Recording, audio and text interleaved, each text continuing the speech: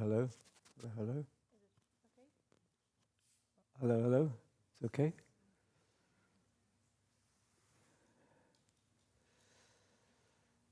So, good morning, everybody. Heiko is his name? Heiko had a bad headache this morning. I told him, go. Took his place. So we'll have a meditation together.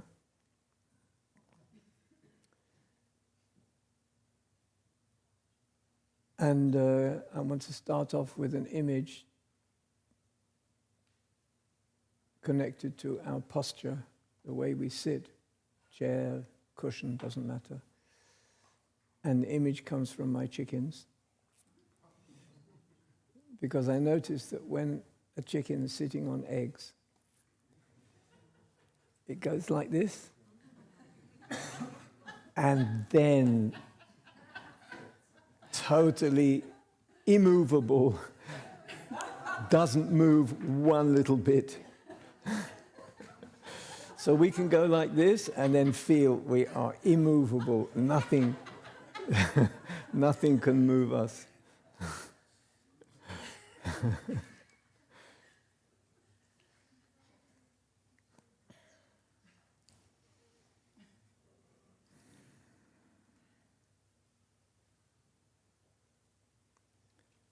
And I'm going to give some instructions at the beginning, and then we'll have a bit of silence.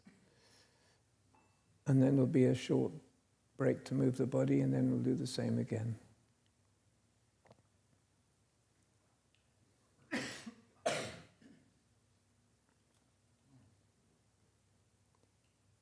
So again, let's start off with wherever you are, whether you're at your home or you're here,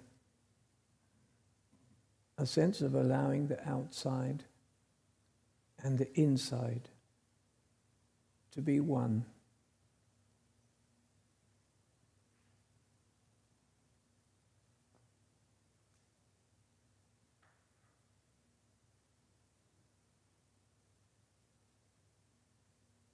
Feeling the space around us.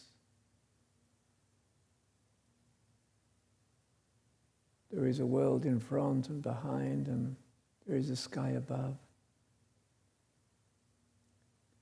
And deeply connecting to the earth beneath.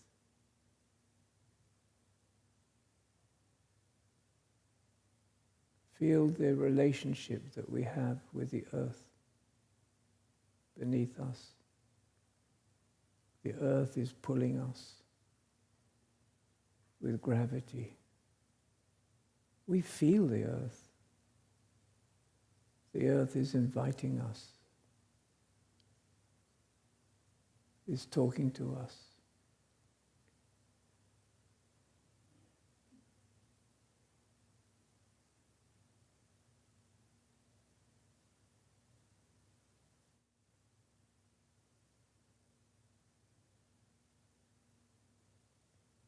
This is a primary example of meditation on the outside, the external. The earth is a very good symbol of that. Meditation on the world around us, which we belong, we are part of.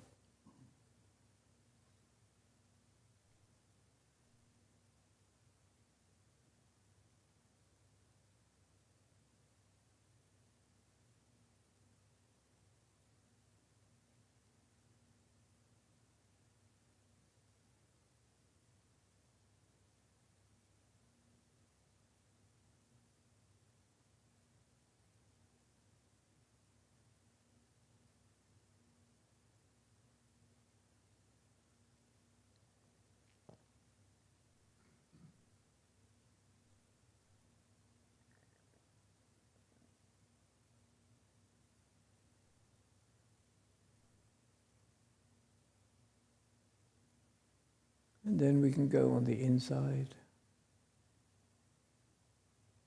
especially connecting with our breathing.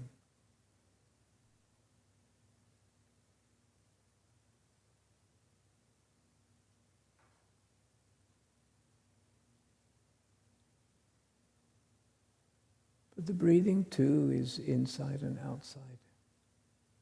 We breathe the breath of the trees.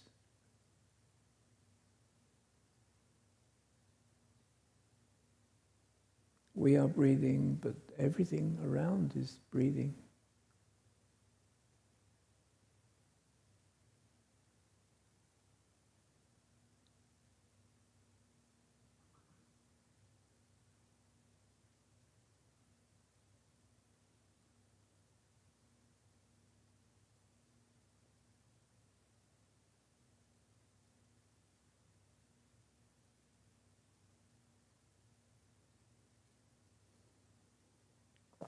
And as we connect to the natural flow of breath,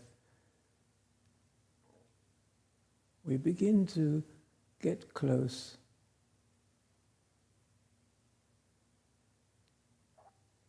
to experience each breath as a journey.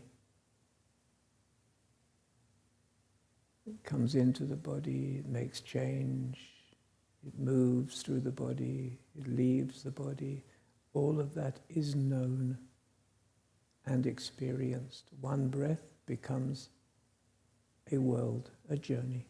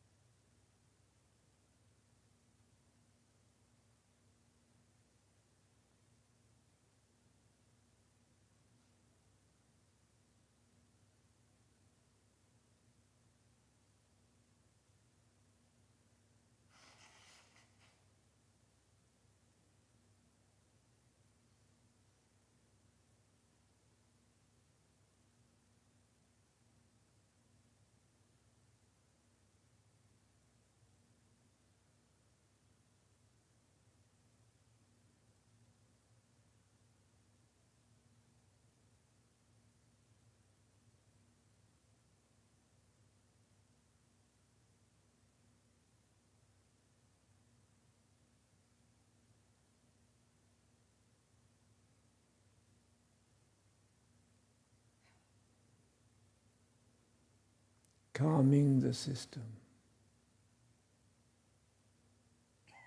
settling ourselves in this moment. Each breath inviting us to connect with our life,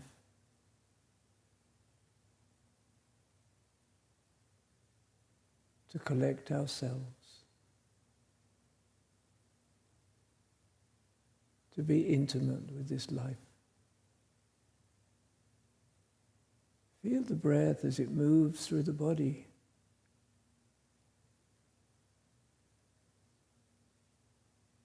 Like waves, soft waves.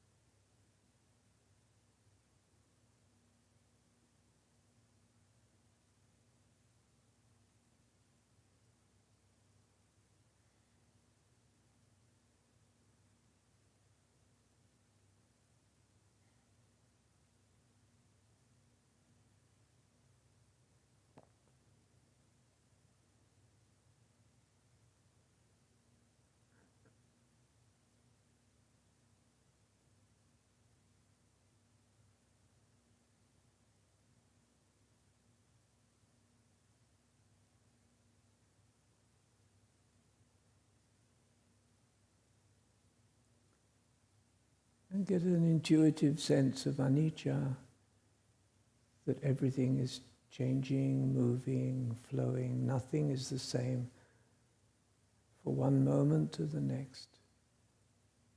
Every breath is totally different. Every moment is totally new and fresh.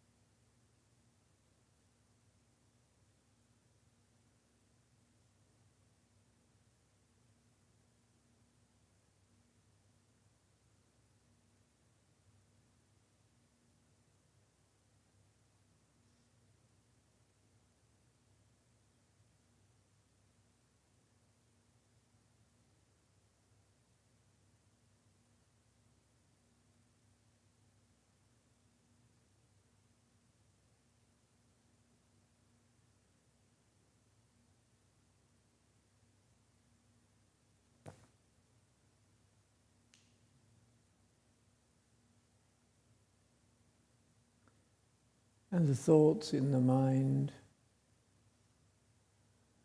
don't interfere or stop meditation. They become part of our meditation. There too, anicca. They flow, they pass. Let them be known as part of our life.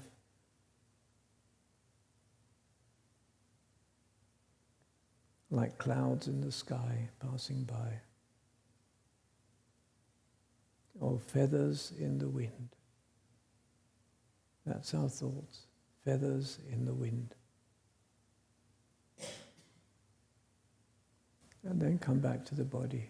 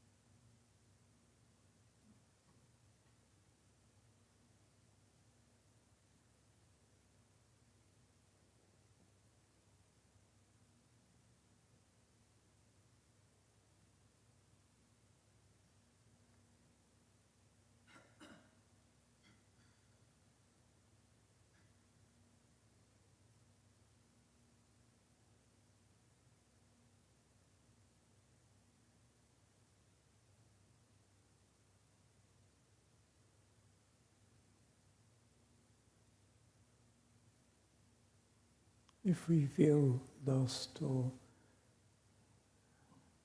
distracted, the breath is always a good anchor for us.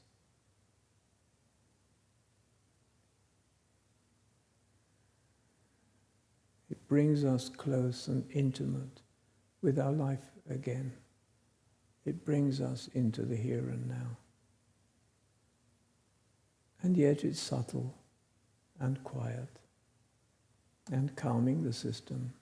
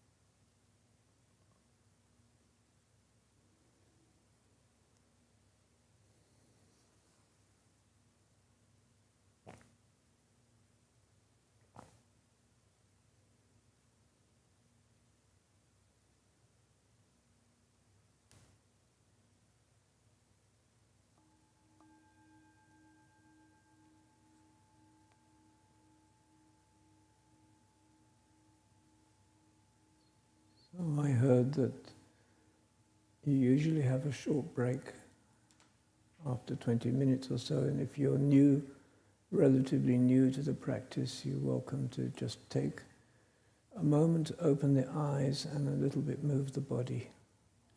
But if you don't need to, just keep steady with the practice.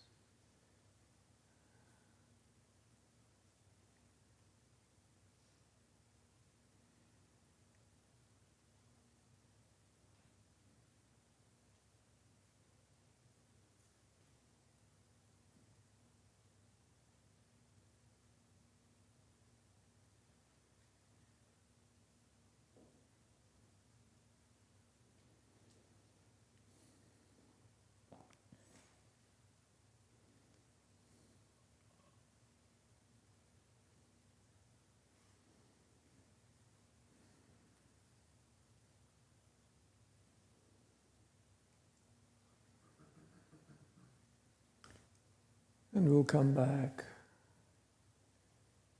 to being our mother hen sitting on eggs,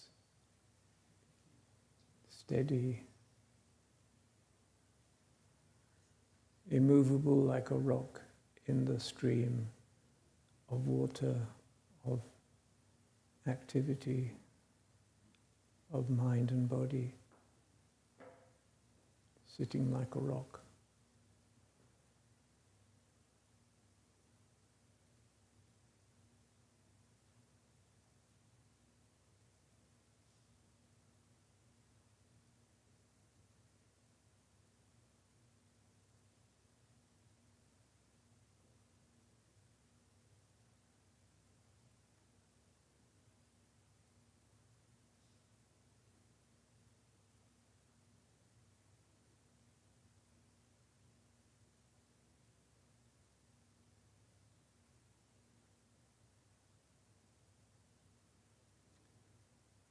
So in the first meditation we paid attention to anicca,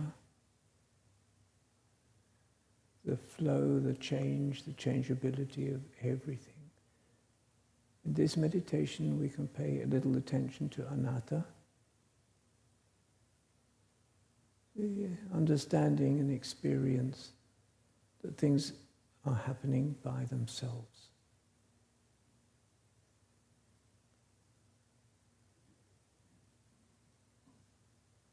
And again, we can open the perspective, feel that the body is sitting in the world. There's maybe sounds around us. We are sitting on the earth, beneath, and the sky above.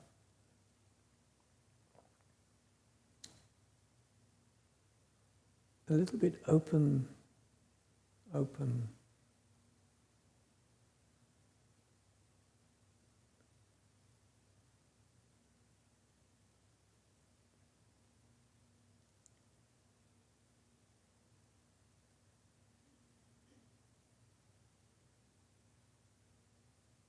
The boundary of the body is the limit that we're used to.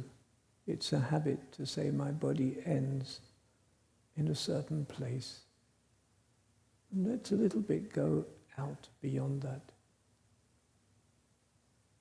As if we're in a balloon. Our awareness reaching out.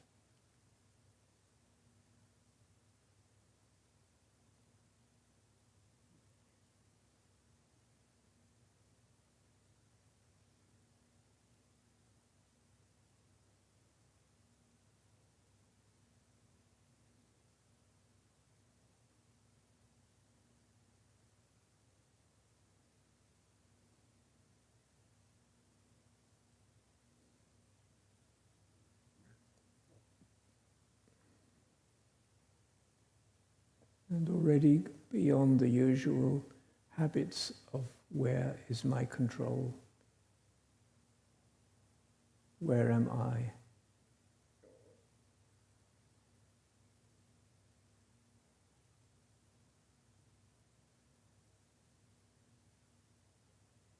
A sense of being with the world, belonging to a bigger space.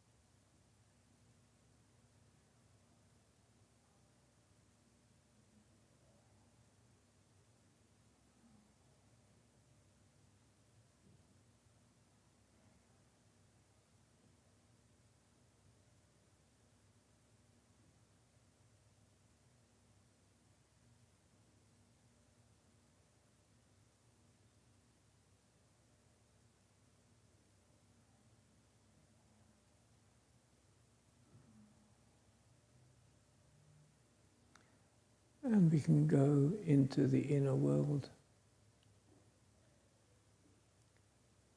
Again, the breathing.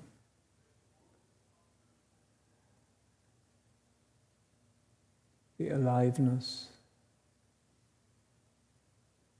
Sensations in the body. The hands and the tummy. The pressure of the body sitting. All the experiences of bodily life.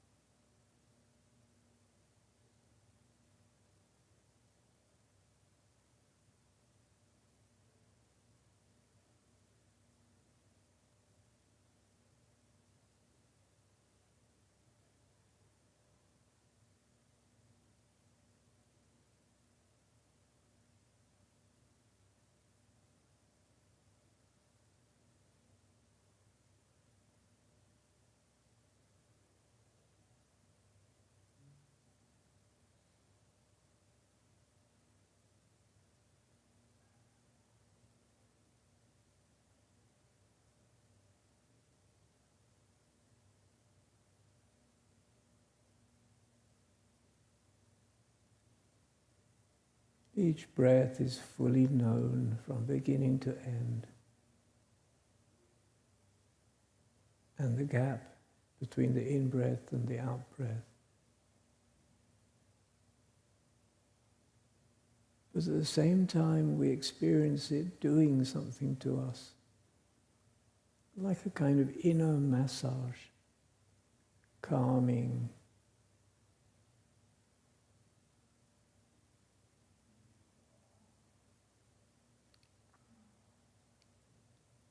collecting ourselves around the breathing.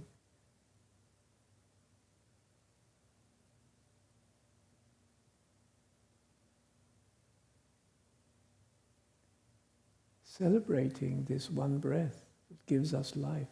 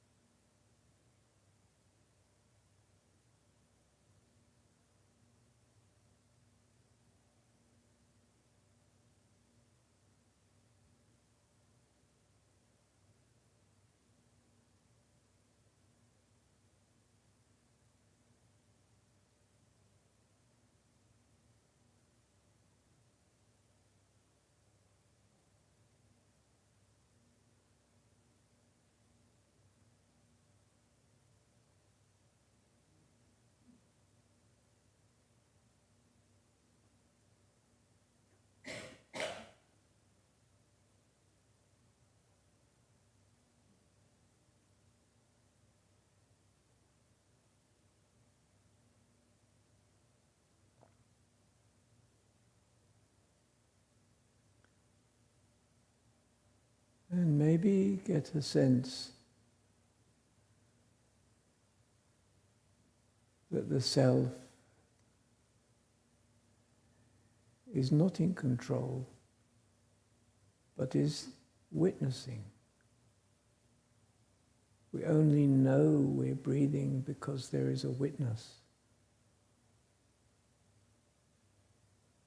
We know the sensations in the body because we're listening.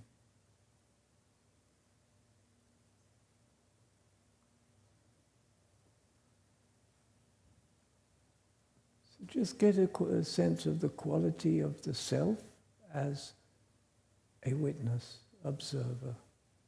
a knower.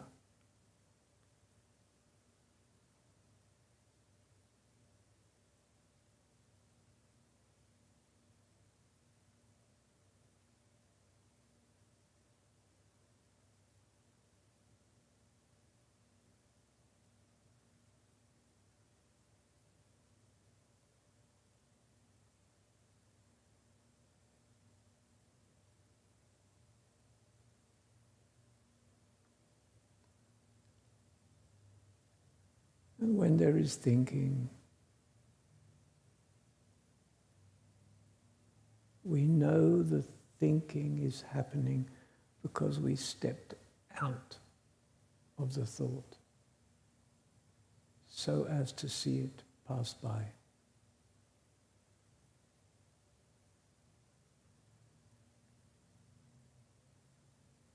So there is a witness. Awareness is a witness to thinking.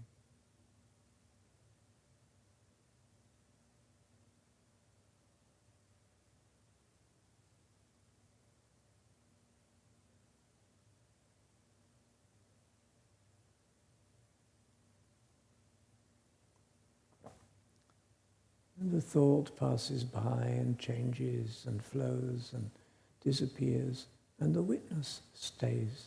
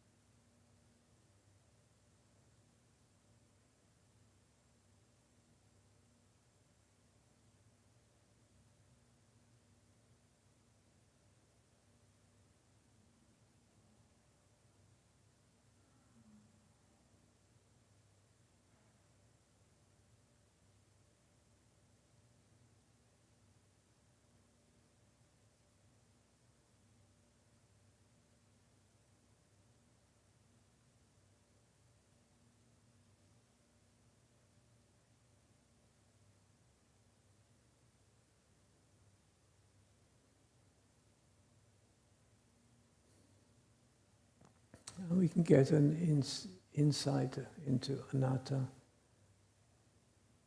by the sense that things just arise by themselves and pass by themselves. We didn't tell our mind what to think. The thoughts appear and disappear as they want, by themselves.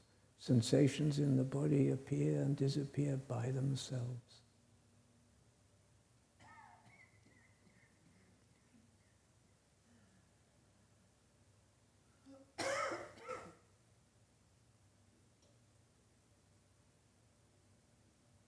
So we're engaged, but at the same time we can step back and watch things arising and passing by themselves with less sense of control.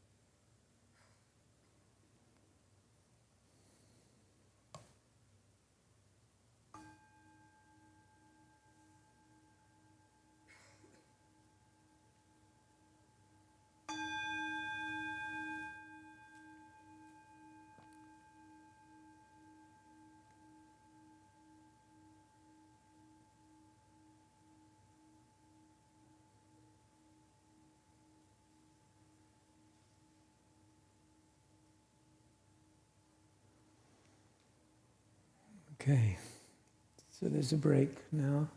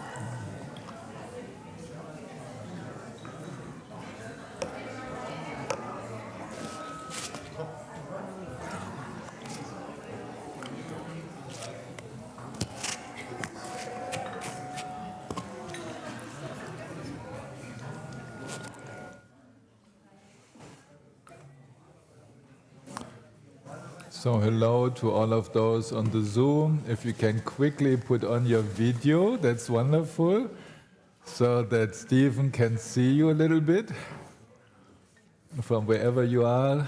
Hi there, all over. Can you show us the second screen?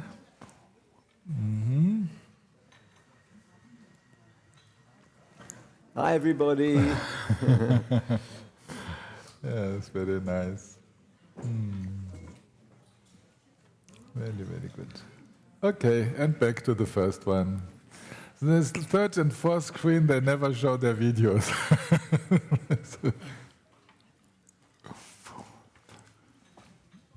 So just before we start, I would invite Stephen to let us know a little bit about his publications and how we can learn a little bit more from your activity or something. Okay? Sure. Yeah, because I can't do it. I know you have these at least 2 books in English, but I wonder. I have 2 Dharma books in English. One is called How to Thrive in Hard Times. How to Thrive in Hard Times, a Buddhist manual. I don't have copies of the book here, but this will be around if you want. And it's a kind of, it wraps the whole of my approach to Dharma there with many, many chapters on different aspects of the whole of the Dharma. And the other book I have is called The 5 Powers. And actually I'll be teaching that to the retreat that's happening in Grundkurs in the next week. I'll be teaching the 5 powers every day, one different power. So that's a book with lots of beautiful illustrations, and that's available Amazon, etc. My website, I have many courses, and I really think there's been a team out in Israel that's been working on this. There are many courses in English, and they're full courses, like a course on self and non-self, anatta, with 8 talks and 8 guided meditations and texts. A course on paticca samuppada, the dependent origination, a course on the paramis, a course on the 5 powers, a course on going step by step into deeper and deeper stages in meditation with guidance and so on. Many, many courses, and they're all free. You just you can give dana, of course, but you don't have to register or anything. So that's on my website, stephenfulder.com. And So nice. Same spirit like here. Yeah. Really, this sense of freedom, the Dharma has to be free. Mm-hmm. It's just nature. It's like air. It's like oxygen. So you don't buy it and sell it. It's there. One final, and I'm still teaching quite a bit online. So all my events are there on the website as well. So you'll see I teach online courses, and if there are anyone from abroad, they're 100% English. If there's nobody from abroad, there's 50% English and 50% Hebrew. That's me. Okay.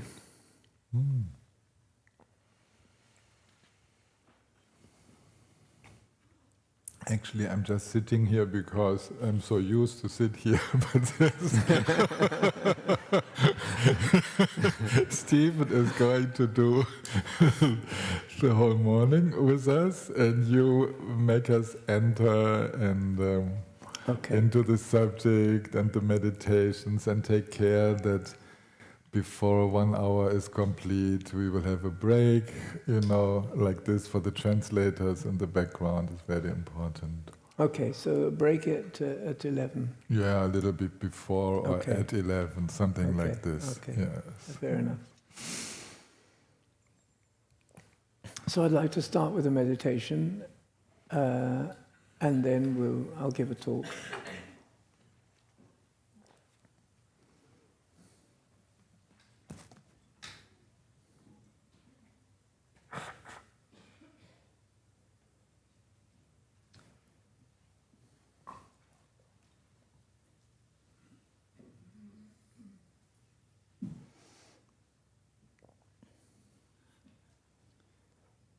And just settling. And like yesterday, just dropping into where we are.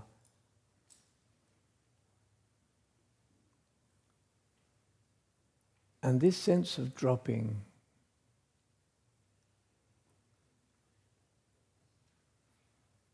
or coming home carries with it some important messages, which is that meditation doesn't need to be a project. It doesn't need to be something we try and get, we try and win or succeed. It isn't about fixing ourselves. It's about welcoming where we are, the magic of this moment as it is. That's already a really big thing. This moment as it is.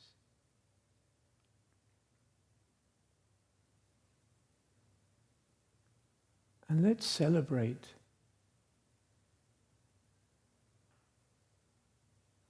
our readiness, our capacity to welcome this moment.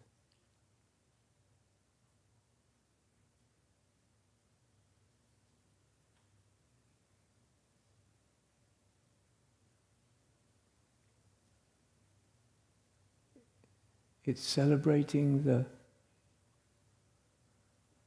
power we have to witness our life, to embrace our life, rather than just be it and struggle in it. So right now, let's embrace our life experience.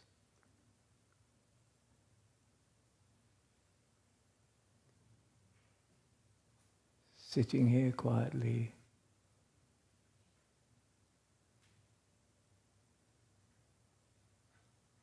steady, connected.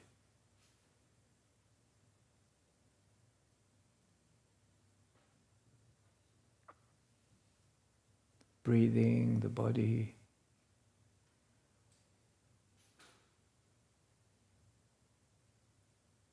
And now and then the thoughts passing by, like feathers in the wind.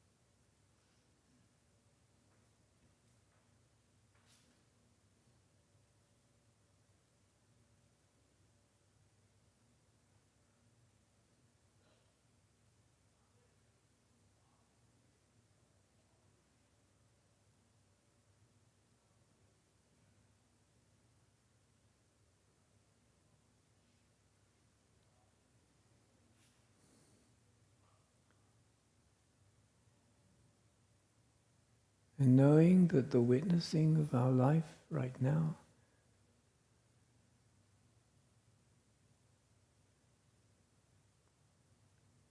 is a kind witness. We look with kind eyes at the experiences of this body, mind, heart right now.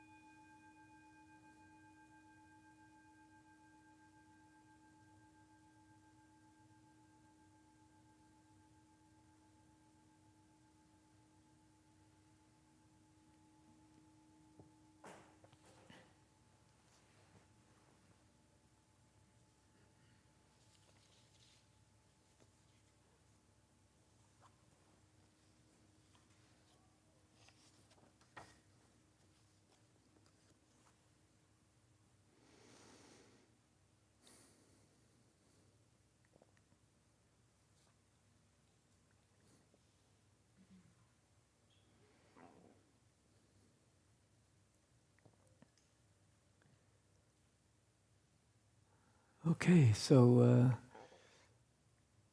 I'll give a talk, and then we'll take a break, and then we'll have some dialogue and questions,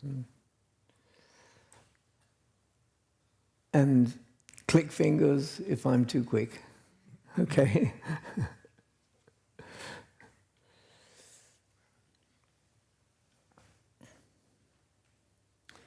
So, as I said yesterday, I'd like to explore a little bit, and it's bearing in mind that you've been through this course with Lama Tillman, and I have an intuition of a little bit about the journey, although I don't know the details, but it just feels right to relate a little bit from my point of view to you could say, the two worlds of Buddha mind and so-called ordinary mind, and the dialogue between them. And a little bit, as in my nature, a little bit to challenge and undo the concepts we have of both of them, the Buddha mind and the ordinary mind. So clearly, Buddha mind is, if you like, a kind of a phrase that describes awakening. And there's a book I see called Buddha Mind, and Buddha Mind is classical language for awakening.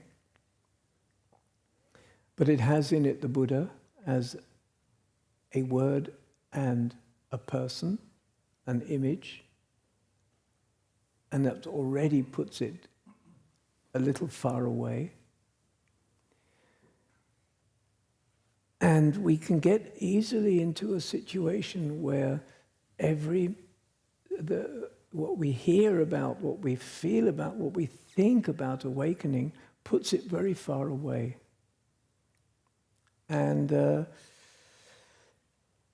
it creates a kind of dualism, which is, I'm just an ordinary person sitting here in an ordinary world, and this is awakening up there somewhere, beyond the beyond, and in the language of the Buddha, etc. And it can create this dualism. And the dualism is in the form of, a long journey that I have to travel to even begin to understand up there. The mountain is huge. It's like the Everest mountain. It's not just the hills you have in the Black Forest right here. It's like, wow. To get to the top of the mountain just needs to be a Buddha, not little me sitting here right now. And of course, that creates the sense that the whole thing needs a lot of hard practice. It doesn't mean that it doesn't need. There isn't hard practice. Sometimes there is hard practice, and it's okay. But we have to be a little bit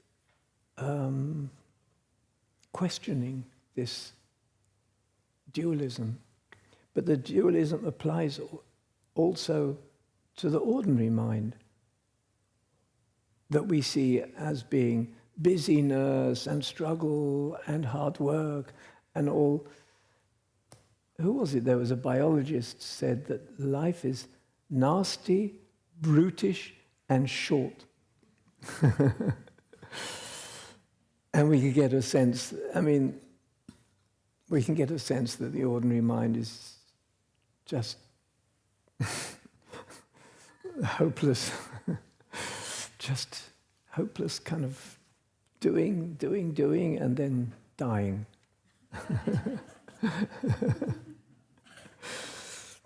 And actually, of course, we can feel it as, in some way today, with so much conflict in the world and so much ignorance that allows the world to be burning up and nobody stopping it, and incapable of.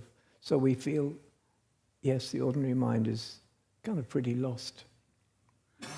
So I think I want to first of all bring flexibility to both of those concepts.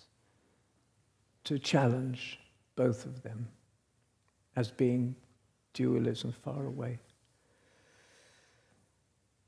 And I have to say that one of the inspirations for this, quite recently I taught a course out in Israel on this really early Mahayana teacher called Vimalakirti.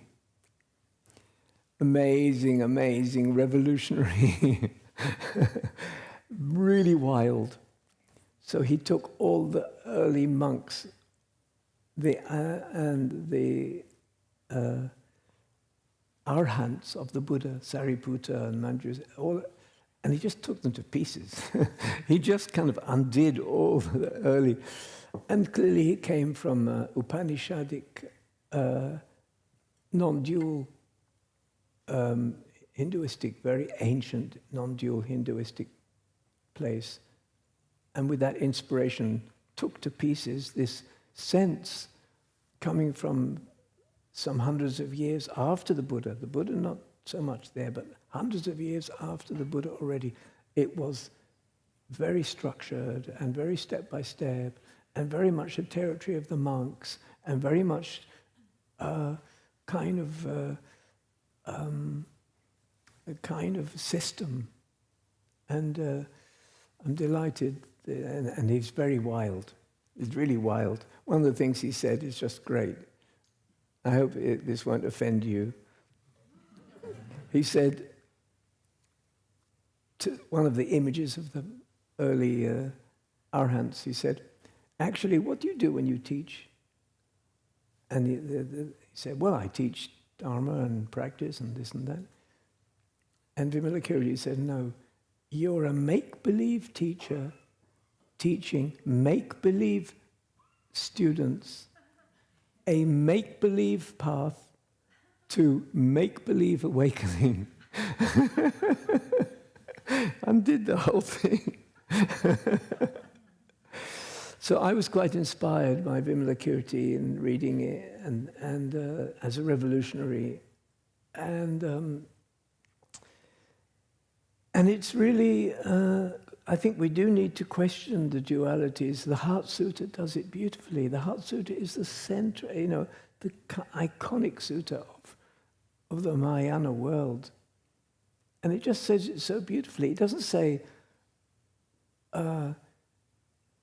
it's all empty, or it doesn't say it's all form and structure.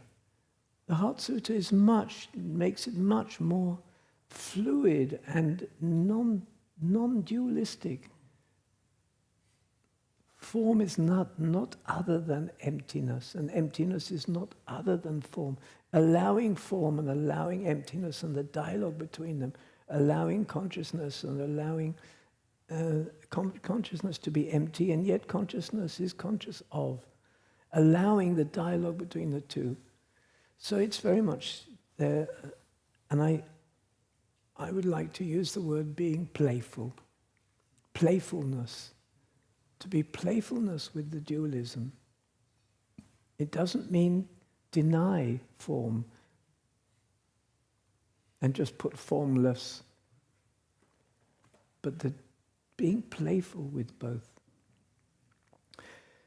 So one or two suggestions of how we can look at the awakening, the Buddha mind with new eyes. A little bit taking it down from its place up there. Firstly,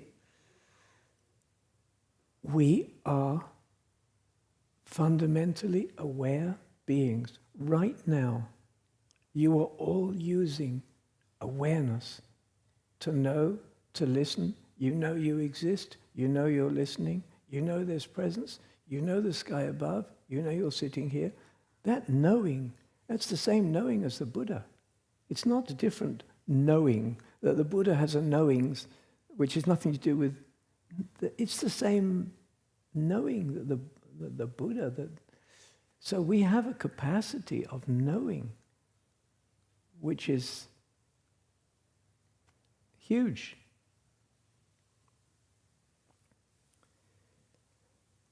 And this knowing in a way, it doesn't belong to us.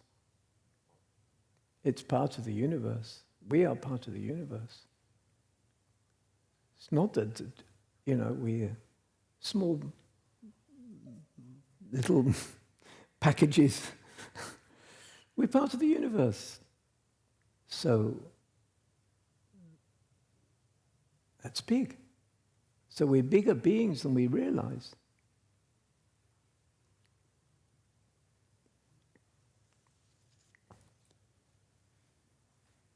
I love the story in the early suttas of the Buddha who said, one day he remembered, he's telling his monks, he remembered that when he was a child, he was sitting under a tree, and his father, who was a local king or prince, was in the field supervising the agriculture. And all of a sudden, spontaneously, he entered a state of deep meditation and realization. And it happened by itself as a child. And he said to his monks, if that happened to me as a child, it means it's already part of me. So if it's already part of me, why do I need to work so hard? That's his own comment about himself. But of course he did 7 years of intense asceticism and hard work and hardly eating and nearly dying from asceticism and intense meditation, etc. So of course he said this.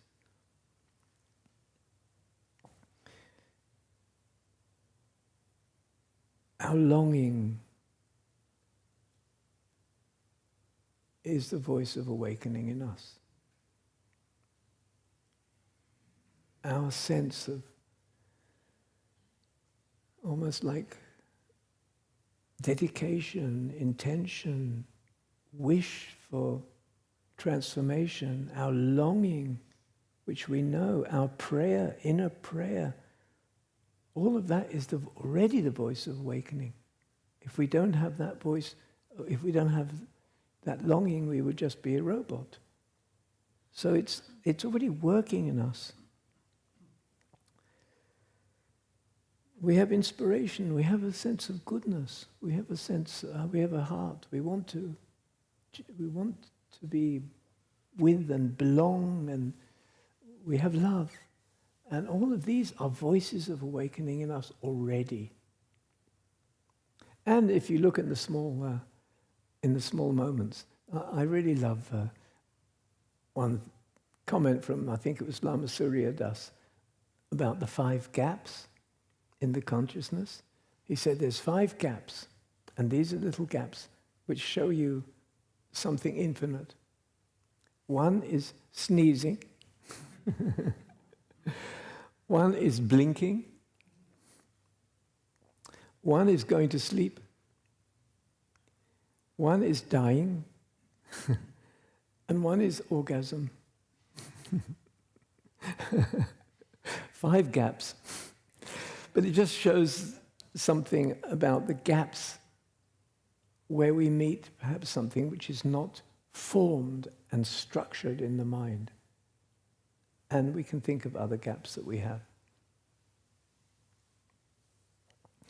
So here's a place in the Dzogchen tradition, we practice the shout as well. I don't think is it in Mahamudra as well? The pe. Bet. Yeah. Yeah, you do it too? Mm-hmm. So you've done it before? Yeah, good. So that's a gap. That's exactly to cut the stream, the chain. So the ordinary mind, we can challenge that too. Is it so ordinary? The Buddha was visited by Mara all his life. Basically, he was visited by the ordinary mind, which he may put into a sort of an image of Mara. And the ordinary mind will just turn up to the Buddha all his life and say things like, who do you think you are? You don't have to practice so hard. Just relax, let go. What's the matter with you? You know, all the time. And the Buddha would, because he's the Buddha, he did actually. It was very easy for him to get rid of Mara. He just had to say, okay, Mara, I see you. That's it. In other words, he just saw the ordinary mind. He didn't have to do more than that. But still, the ordinary mind came to the Buddha with all kinds of comments. A little bit, I have a Shakespearean image of the fool coming to the king. There's always a fool in the in the court. And it's a beautiful image because the fool, he has to be called a fool, otherwise you get his head cut off. But he always made sense. But in a certain way, he was the ordinary mind reminding the king, actually, you're just an ordinary person. Well, who do you think you are? But he can't say it too loud, otherwise he gets his head cut off. He has to say it and call himself the fool. So there's a lot more in the ordinary mind. We have a lot of flexibility. We have a lot of possibility. It stretches very, very far, this ordinary mind. We call it ordinary, a daily life mind, but it's not ordinary at all. And we're really adaptable. We make ourselves as we go along. We are adaptable, fluid beings. We are angels and demons at the same time. The whole of Paticca you can say in one sentence, which is, what we pay attention to, that's what we become. What we pay attention to, that's who we become. So that does tell us that we're really flexible beings. We can make ourselves.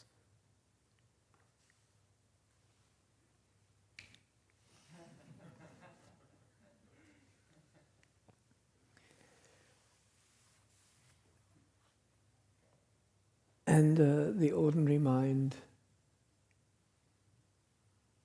is the same mind that we are the baby at the breast and the mother. And there's something so timeless about the mother feeding a baby like we were all fed, and maybe all mothers and fathers.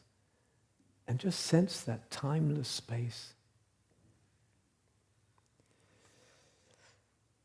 So how does that affect practice? This sense of challenging the ordinariness of so-called ordinary mind and challenging the beyondness of the Buddha mind. How does that affect our practice?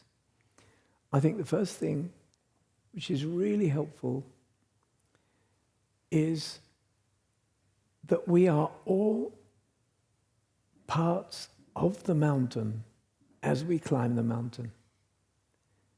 We may feel at the bottom of the mountain, okay, I'm just starting on the journey, and it's a bit of a hard climb right now at the bottom of the mountain. But in our mind, we are the whole mountain as we climb the mountain. We may feel ourselves in the middle of the journey. We may feel at the beginning of the journey, we may feel more towards the end of it. But still, we have a deep concept that we are the whole mountain while climbing the mountain. In other words, we are ordinary and enlightened, and now I just meditate, and now I climb the mountain, and now I need to do this. So it's kind of... that's one attitude.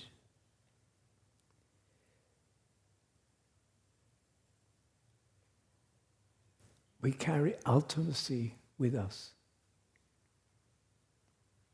I hope that's translatable. Ultimacy. Yes, they manage, okay. We carry ultimacy each moment. It's not lost, but we have the moment.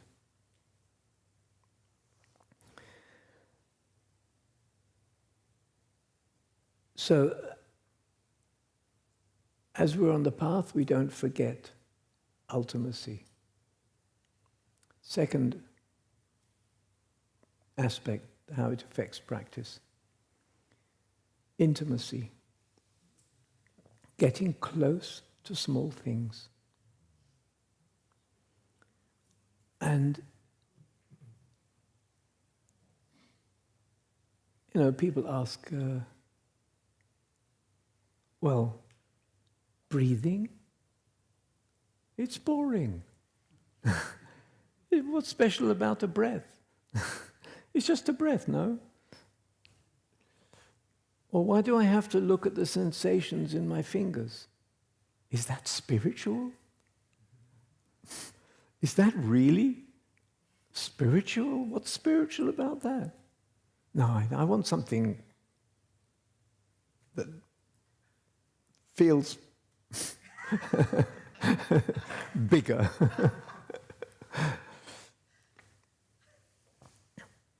But we forget that right in the breath is the whole of existence. A breath, a flower, a moment, a thought, a cloud in the sky. That's the whole thing. So we open worlds through meditation and other practices. We open worlds. And why we need to do that? Because otherwise we live in the ignorance of making summary all the time. Making a summary. I'm like this, and I need to do this. I need to go to work, and that's all. And my life is like this, and we make summary. So we, in a sense, we don't really live, because we just make a kind of mind story, and we live that story, and then we find, where's my life? It's sort of gone. So going into the lived moments is where we meet the whole thing, the whole mountain. The ordinary and the awakened are all there in one breath, in one flower.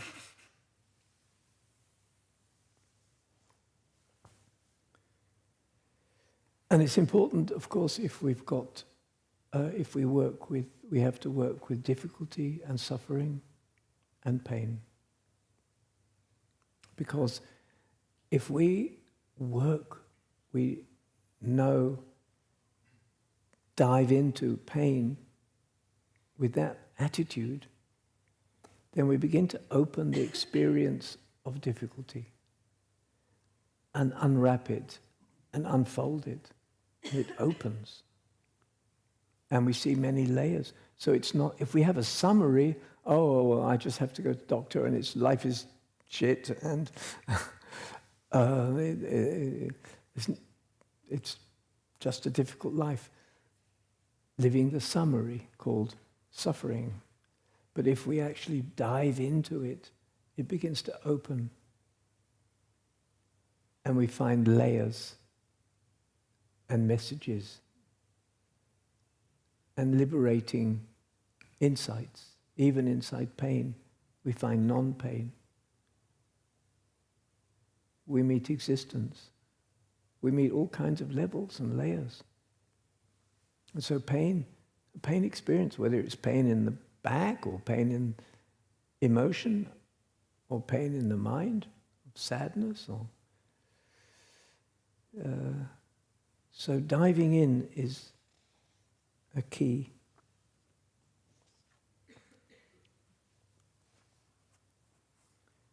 We can find ourselves free beings looking at pain rather than I'm in pain. We can find ourselves, realize we are free beings, and we look at painful experience.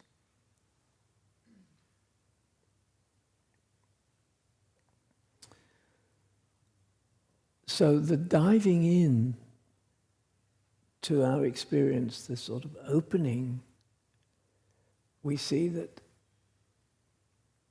there is the ocean and the waves. We see something bigger than the experience, and we see the experience. And the way we begin to meet the experience and the awareness that's looking at the experience, we begin to meet the experience and the awareness, the ocean and the waves. And it's available to us in simple things like one breath. The beautiful image from the Tibetan world of the mind being like a womb, the consciousness being like a womb, being open but space, and gives birth to children, namely thoughts. And thoughts are our babies that are made by this mother consciousness, the womb, but she's empty and spacious, infinite. So we can see lots of different levels. I think we can experience, once we really dive in, small things, they're good enough. We can experience the levels going right to the level of just pure, endless awareness. It's a bit like the Russian dolls. Yeah, babushka, one inside another. So if you kind of look at the experience, you'll see one thing inside another.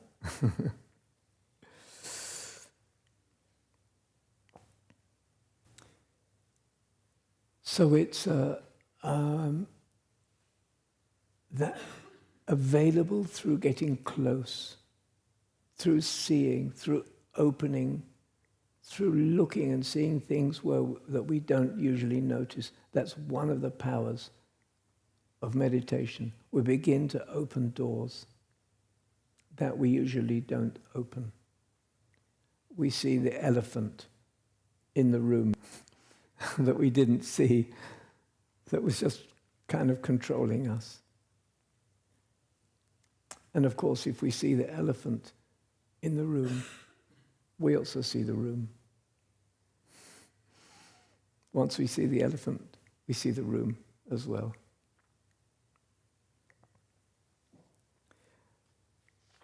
I want to read a piece from this book, How to Thrive in Hard Times. I want to just quote a piece. I live, and this is personal, I live alongside lots of olive trees, which have an amazingly expressive character that clearly shows everything that's happened to them. If a branch has been cut, or if the tree reaches out in a certain direction, or dry weather makes the leaves fall, you see it.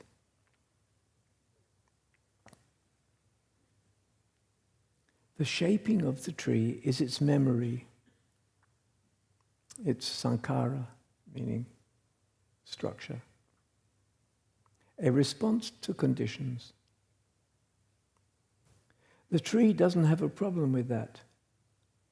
And there is no reason why we should have a problem either. We are also just shaped, constructed by life. We are given a body, and it develops and changes dynamically according to conditions.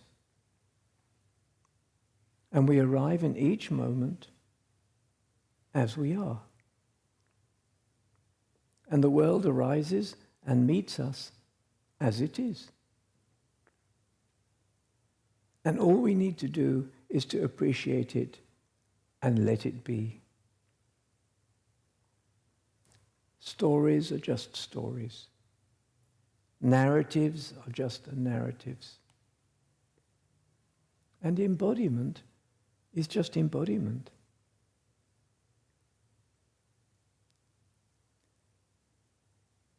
If we let go into this flow of life, the wounds will dissolve, the scars will be softened and brought back to life, and we will find ourselves in the garden of the now instead of the prison of yesterdays. A difficult experience can come up, just like an unpleasant visitor arriving in our house. We can cry, and the next minute we can laugh, and it's gone.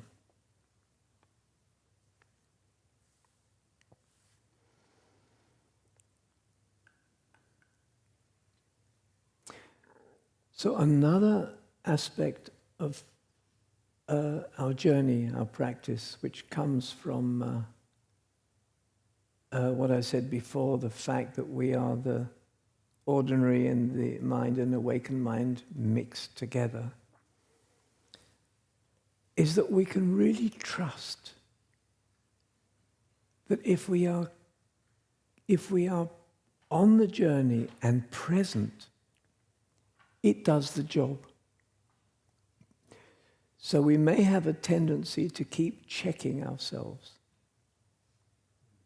How far I've got up the mountain. And oh, the meditation this morning was great. And then, oh no, meditation, it's so useless. Nothing happened. It happens all the time. People come on retreat. Sometimes the first retreat, wow, amazing.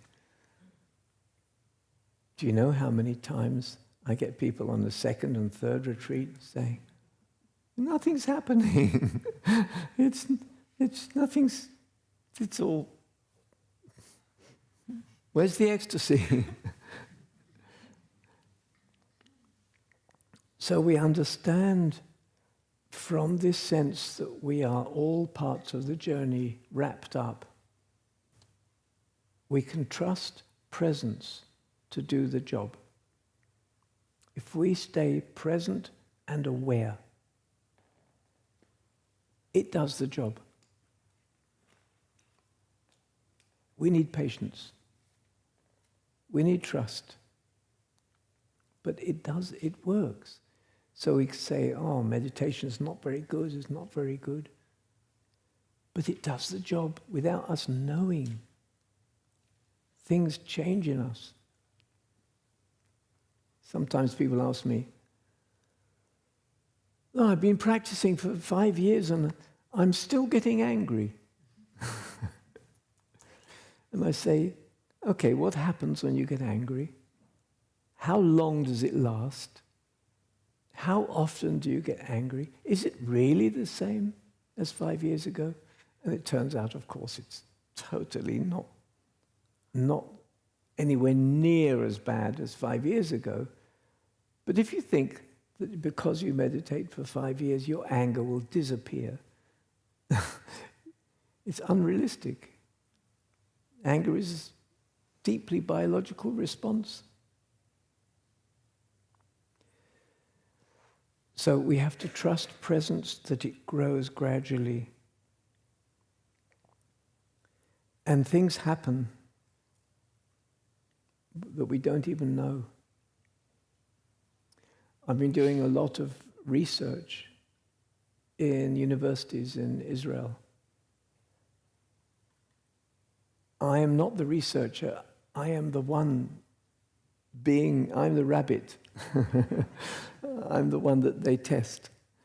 And we've actually published major papers, 7 or 8 major scientific papers, mostly on the issue of boundary, which in the Buddhist tradition are the formless states of meditation, formless realms or jhanas, you call them.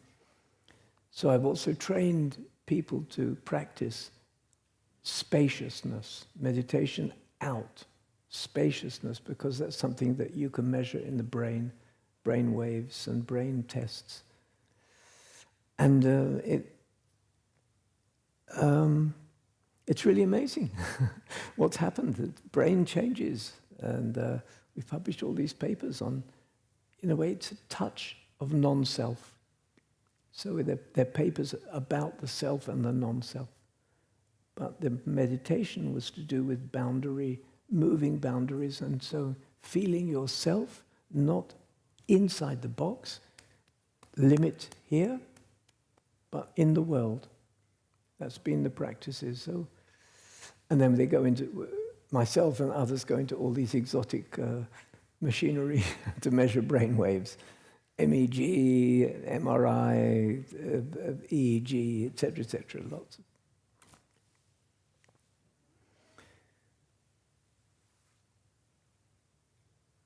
Have you taught at some time the Bahia Sutta? No.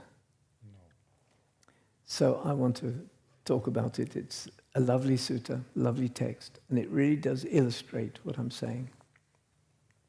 There's a yogi in the south of India who thought he was awakened. But there was a little doubt somewhere. So he asked the gods, "Am I awakened?" And the gods said to him, "Not at all. You're a big fake."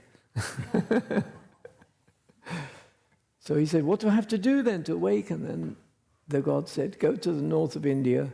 There's a guy there that will help you, Buddha." And so he ran from the south of India to 3,000 kilometers, basically. In the sutta, in the text, it said he didn't spend more than one night in one place. He was racing to get to the north of India. Eventually he found the Buddha, and the Buddha was going around collecting food in his bowl. That every day, him and the monks would collect food, what people threw out, basically, at that time. The Buddha and all his crowd were like beggars.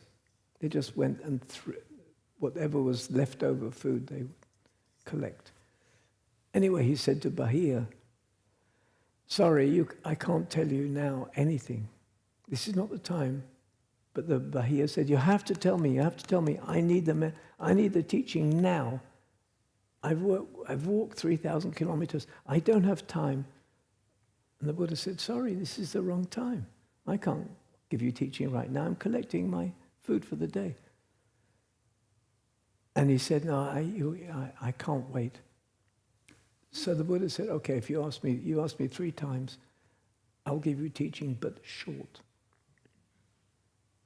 So he basically said to Bahia, there are the 6 senses. In the hearing,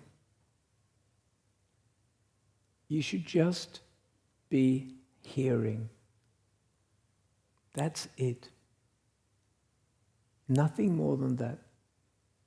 No concepts, no thinking about, no making forms, no making messages in the mind, no making stories. Hearing is just hearing. Seeing, just seeing. Mental activity, just mind, mental pictures. Touch, just touch. Smell, just smell. Taste, just taste. And when you experience the 6 senses just as they are, then there is nobody there. There's just the senses in the moment. There's no processing, there's no person there. And that's liberation. So Bahia got it, and then a few minutes later he was killed by a cow in the alley of Varanasi. or wherever it was, and maybe I think it was somewhere like Varanasi. It was where? It was an elephant, was it? I thought it was maybe, anyway. Maybe it's my association, because I was living 2 years in Varanasi, and you had to be really, really careful you don't killed by especially buffaloes, because they really don't know where they don't know anything. They just go like bulldozers along the alleys, and there's no room for anybody to pass by, and they will kill you really easily. So I can imagine that Bahia got killed by a...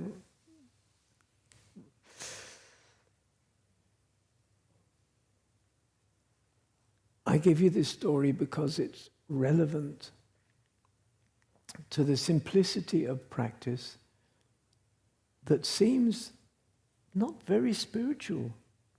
One breath, senses, that's it. But it is. That's it.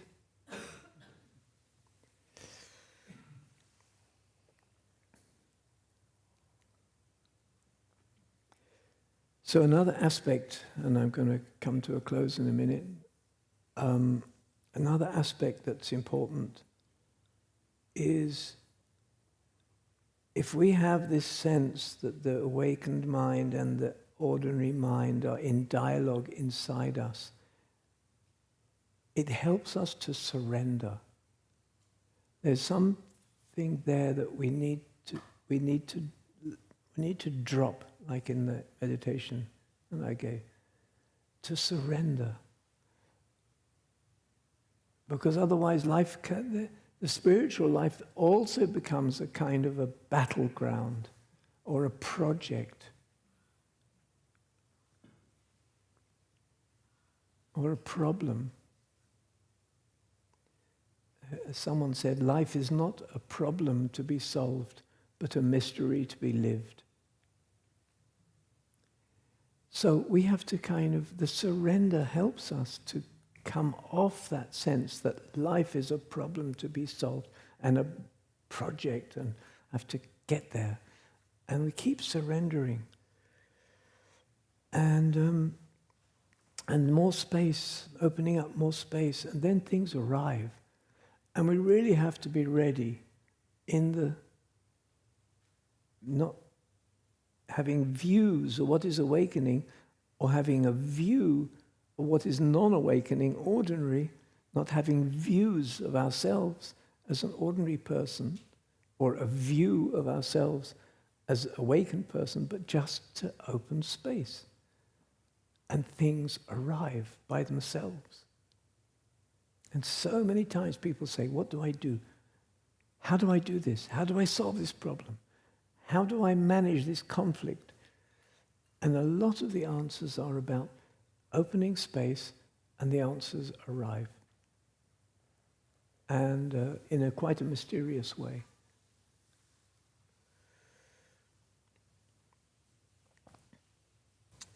And a lot of the beauty will tend to come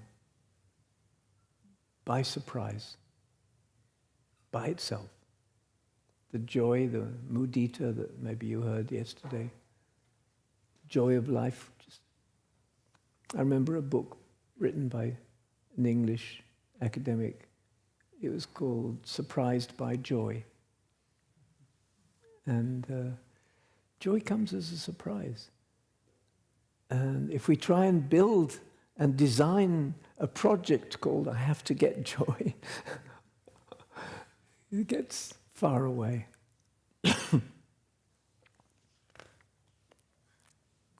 And final word,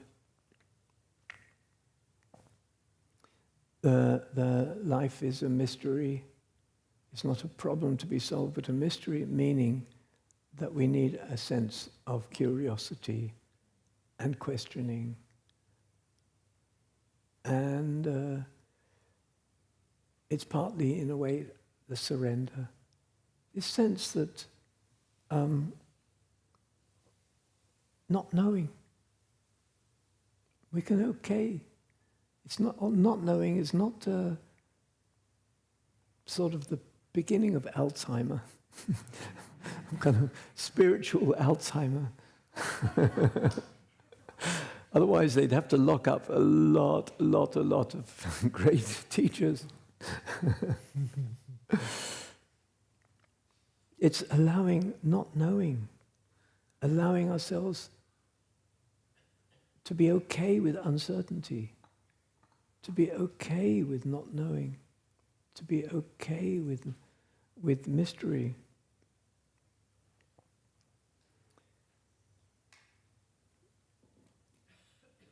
One time the Buddha was asked, how do you recognize an awakened person? And the Buddha answered, you recognize them because you can't find them.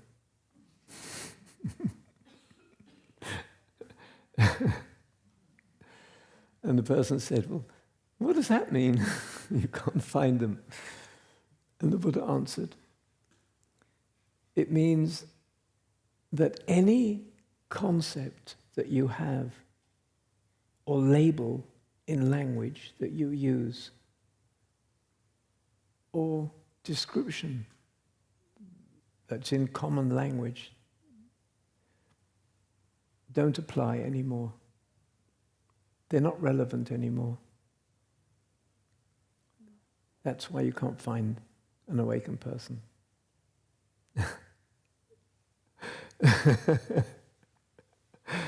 So I'll leave it at that, and the mystery is a good place to kind of finish this talk.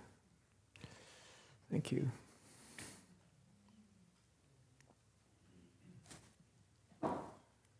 So we do our 20-minute break. We meet again at 11:20.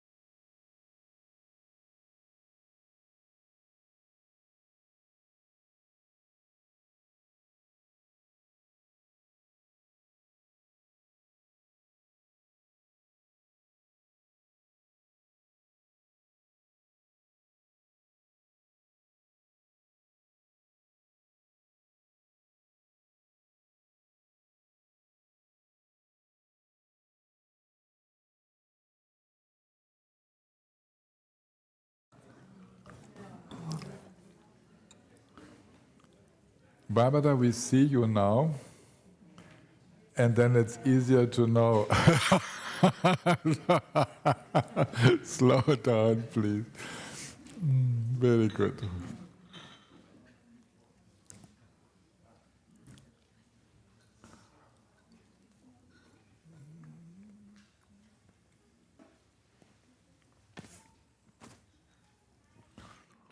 Stephen, you can see your translator in front, and she has a special sign for you.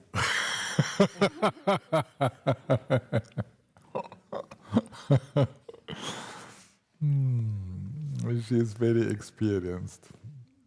So, yeah, it's right. And now from behind, exactly. And these have to move up.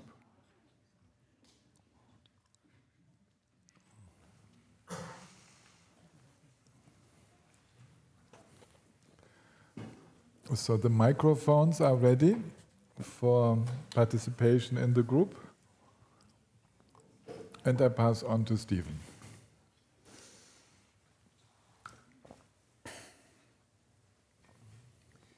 Okay, so I'm happy for any questions of any kind from your ordinary minds and from your awakened minds.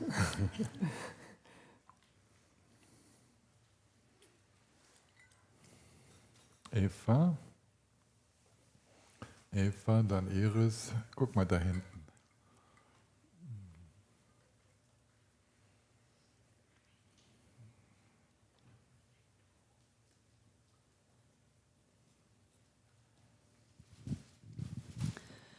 Thank you so much for this great teaching. It was very helpful for me. I have still one thing that's turning my mind now.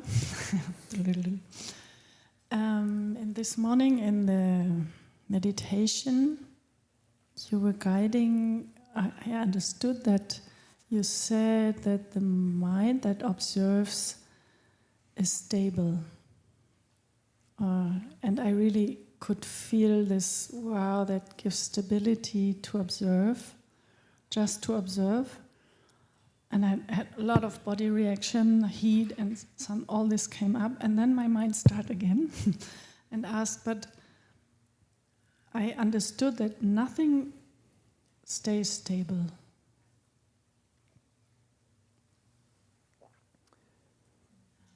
So,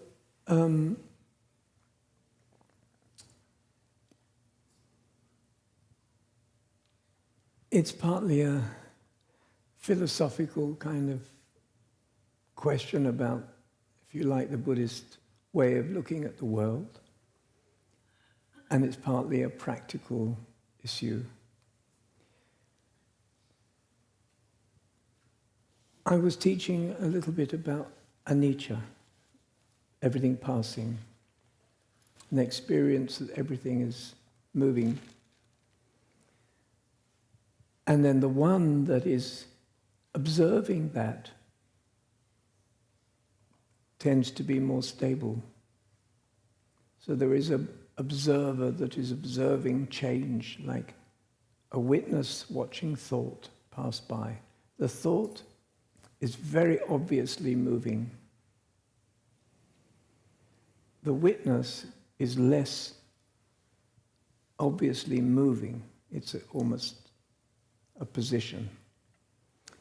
However, if you look at that witness, the witness is also constantly changing.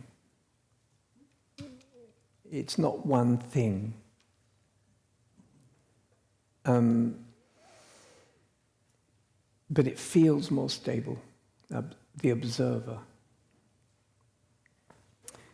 So it's not that the witness is a permanent, but in relative to our experience, it does feel more steady. But it actually isn't. If you look at the witness, it's moving. It's closer. It's further. It's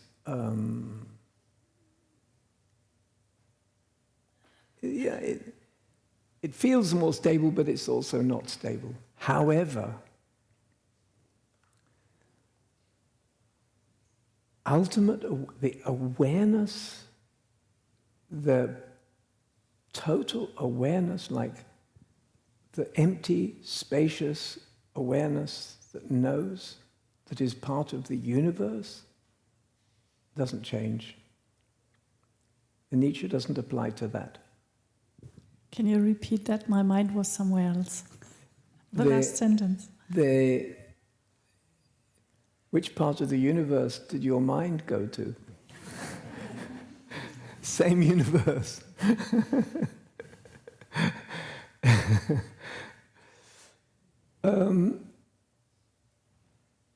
There is an awareness which is not personal,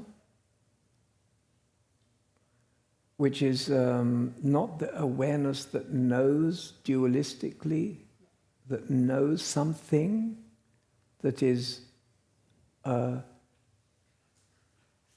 if you like, consciousness. But behind consciousness, if you like, there is just pure awareness, which is just the capacity of beingness. You could say beingness, presence, awareness, and that's just there. It's just part of the universe. It doesn't change. It changes when it becomes conscious of something, and then consciousness of an object, and then that's in the change. That's already a form. Consciousness is a form itself, the observer. But it's based on an awareness, you could say, which is totality.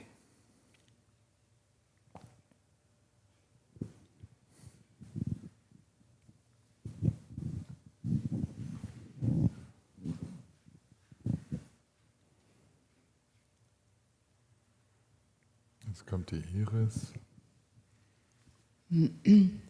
As a child and when growing up, I always had the impression that the world is kind of unreal. I lived in stories and imaginations and dreams and so on. Does this make sense that we come into this world with very different conclusion, a very different stress, or I don't know how to express this. So it made life very difficult for me. I did not function very well. And now I arrived at the conclusion that we have to find an equilibrium between relative life and functioning and absolute life. And it was really, the stress was wrong in my life. It was made life very difficult. Does this make sense? Totally. I was the same as a child. But even afterwards. And yes, it does.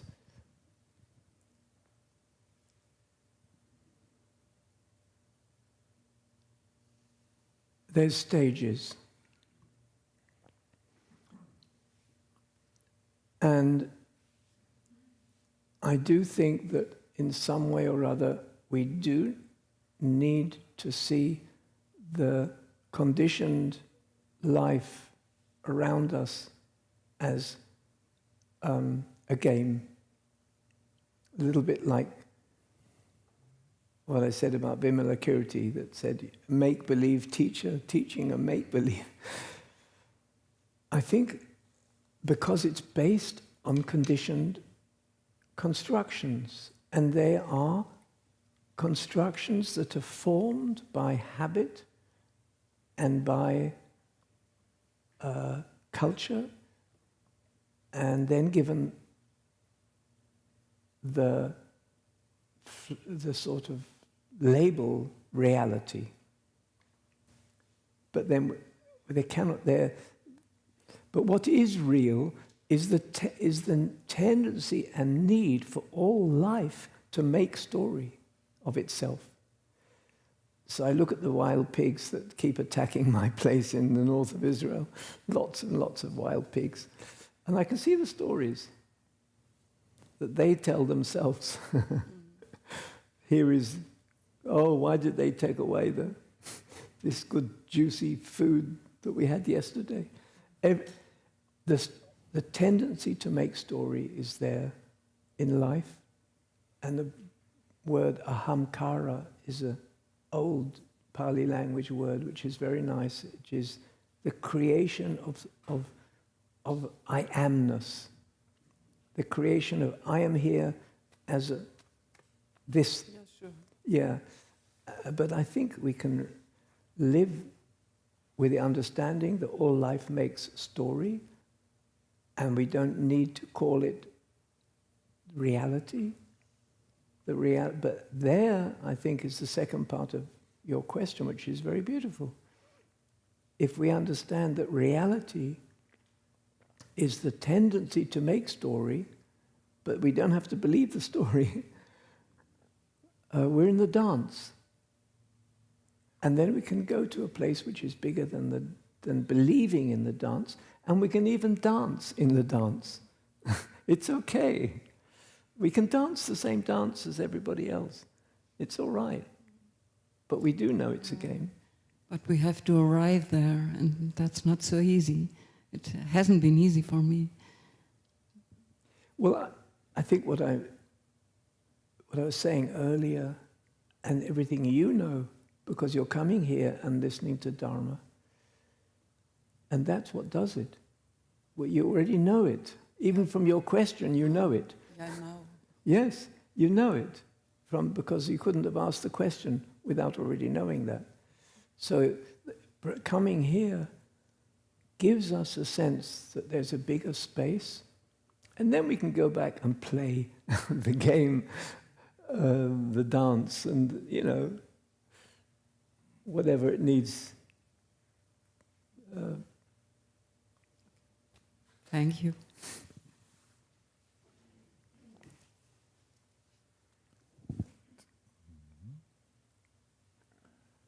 Tillman is next.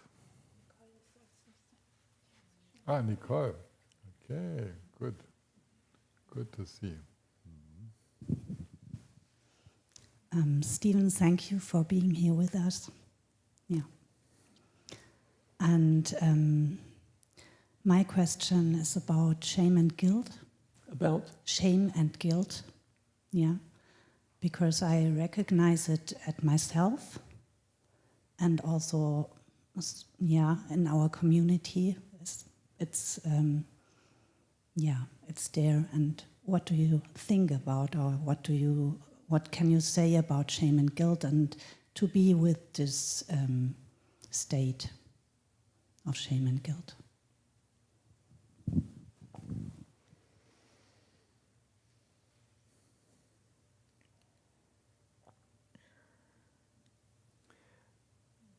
So I think that if we move out of the stories, and not carry the stories, whether they're our stories, our parents, our grandparents, our culture, we move out of the story and we deeply become free beings inside, looking at pain, because pain is there, and hurt and woundedness is there. But if we keep moving out of the story, we have more chance of being a free being looking at pain. Then we need to look at the guilt and the shame in itself, in the moment, just like I was talking before, babushka. Where does it sit? Where is it in me? Where is the place where is the place that it touches? And can I open that place? And can I love that place in me? Because the shame and the guilt, by the way, are based on our good heart that is wounded. But if we look closely, we will see that goodness in us. So we look at it and do like archaeology, dig under and see where it's resting, on what is it resting, and we look at the levels.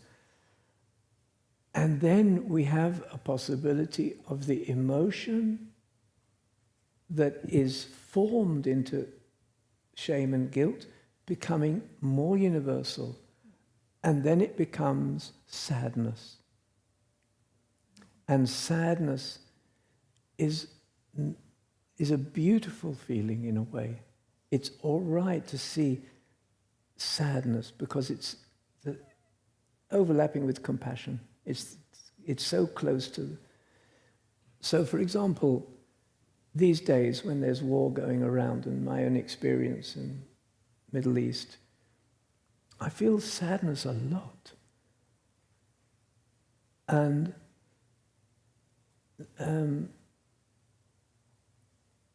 it somehow connects me with the whole thing in a much bigger space, and it gives me power, this sadness. It's not it doesn't undo the energy. It's a sadness, and compassion gives power. So I think go to that place. I was once in one of the dialogues with Palestinians and Israelis that we did. One Israeli young guy came and said to a Palestinian, I feel so much guilt at what is being done to you, to the Palestinian community. I feel so much guilt. And a Palestinian academic who was watching, who was listening, said, we don't want your guilt. Your guilt doesn't help us. We need free beings who can come and give us a hand, not guilty people that are paralyzed by guilt. So move it to sadness.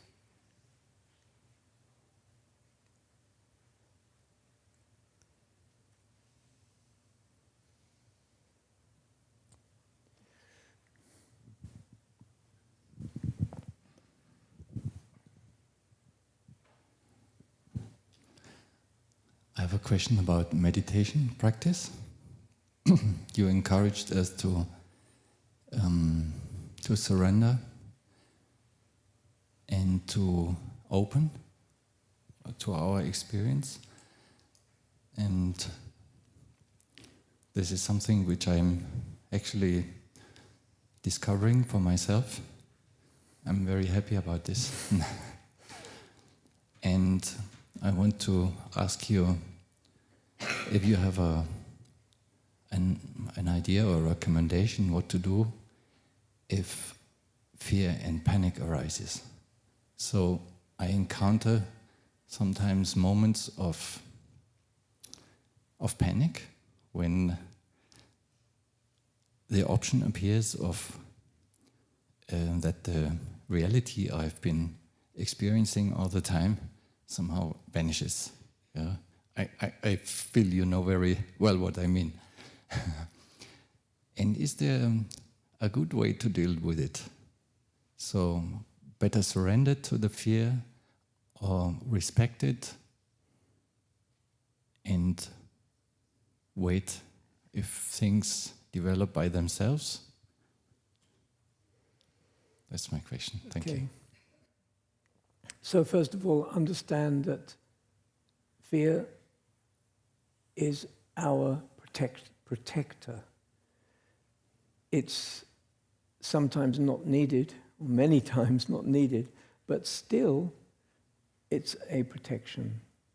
So see the fear as not a problem, but simply a bit inappropriate, not useful in your situation.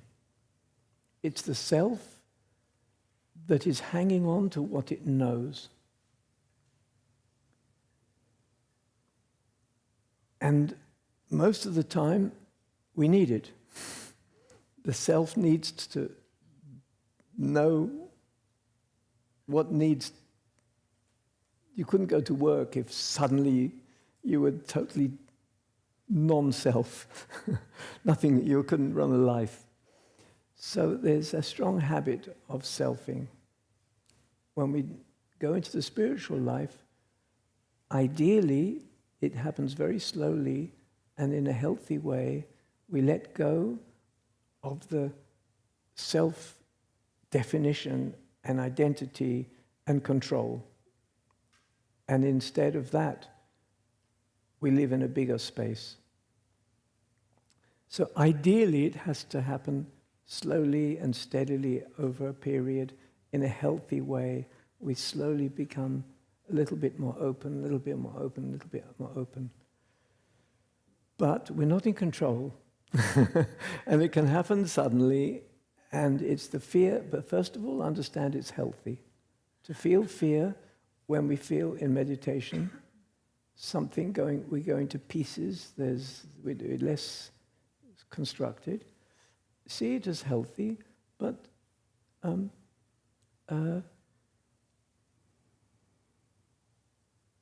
we have to kind of undo it slowly, the fear. So the best way to do that is, as soon as you feel fear and panic, stop.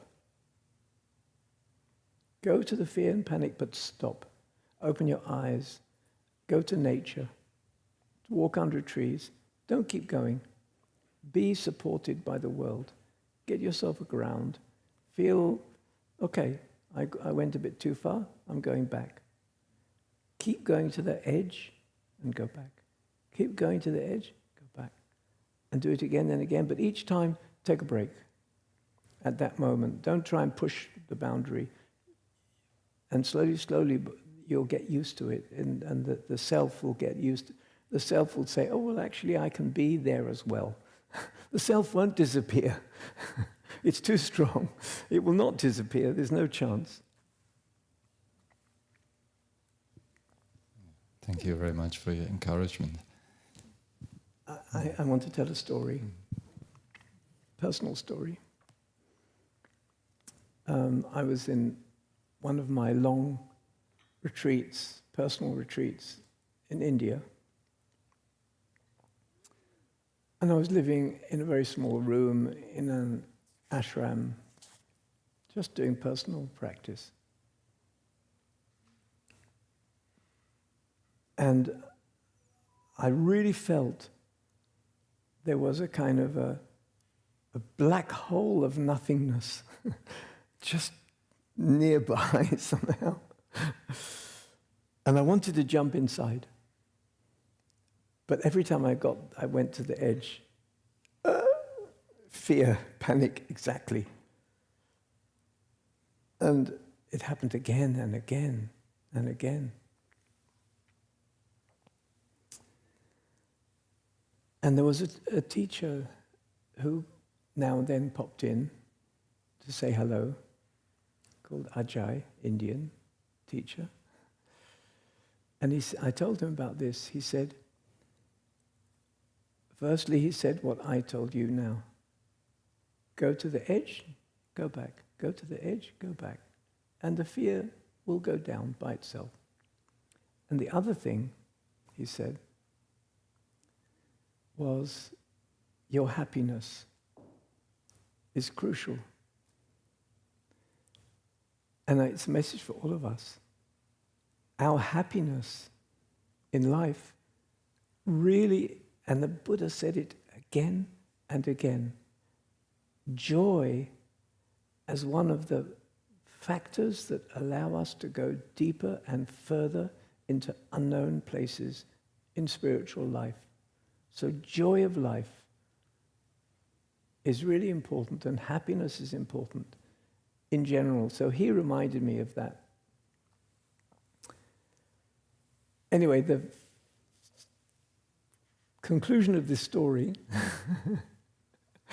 is that I didn't jump in the hole. But all of a sudden I thought, this is ridiculous. I'm not going into this kind of, again, dualism of jumping into nothingness. And I decided I'm not going there at all. I spent 10 days after that on a hammock, outside, under the trees, with another, it happened that another Israeli teacher turned up at that time, Zohar. And so she was on one hammock, I was on the other hammock, just enjoying life and just lying there, having a sort of spiritual joyfulness and forgetting about disappearing into non-self. Just enjoying life. So I think it's a good answer to you as well.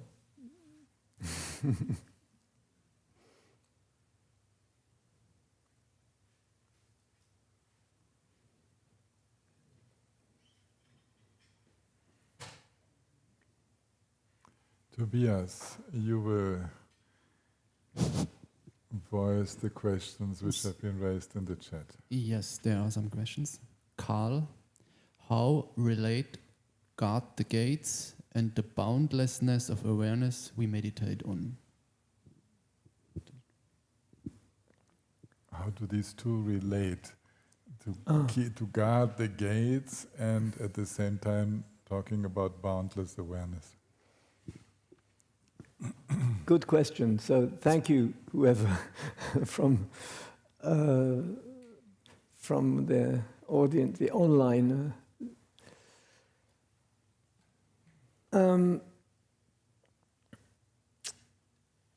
Guard the gates is a wise strategy for building our capacity to practice and to go deeper. When we're in the practice, we open up. But guarding the gates is like one of the conditions that help us be able to do that. So it's a kind of a setting the conditions. You could say, all of us here, physically, and maybe in Zoom, wherever you are, we create conditions for this teaching to happen. It's a decision, it's a wisdom. We create conditions, we're sitting together. Guarding the gates are the conditions that are helpful. But when we set the conditions, then the practice begins to open up into all kinds of ways. And also guarding the gates takes a different meaning. The gates become less dominant. So, for example, my experience in war zone, you could say at a certain moment it would have been better to leave, guard the gates, not to have rockets around. Yes. And some people, I would say, you have to go, who are not able to cope with that.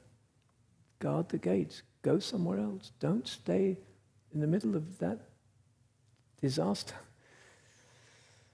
But then, because of my practice, I no longer need to do that. So the sirens can be all over for years, and I never felt I needed to go away.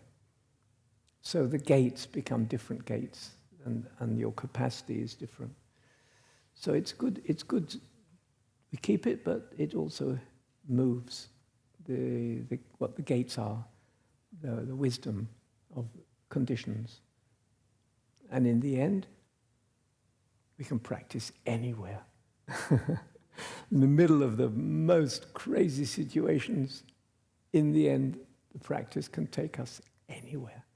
But on the way, we have to guard the gates sometimes.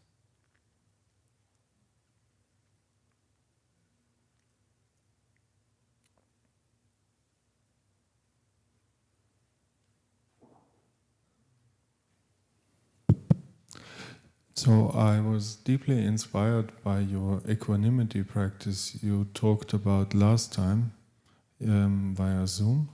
And I thought I ask you whether you would do some equanimity practice today with us. That would be great. It just came to my mind. Why not? Thank you.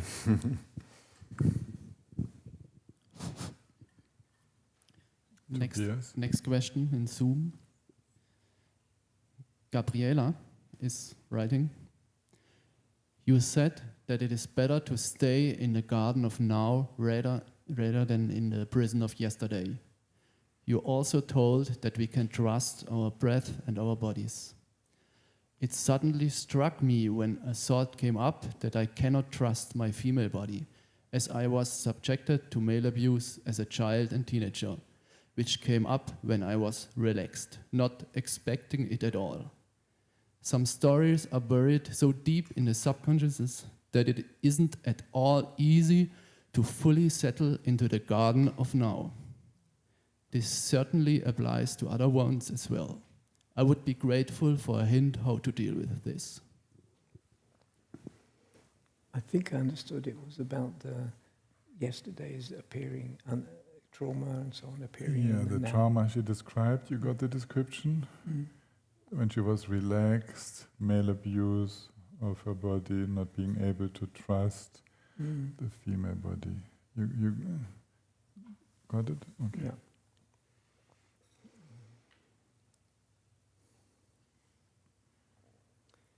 I think it's a good point, a good question, a good reflection. But that's not the end of the story. What we heard, Daniela is her name? Gabriela. Gabriela. What Gabriela is telling us is so human, is so understandable.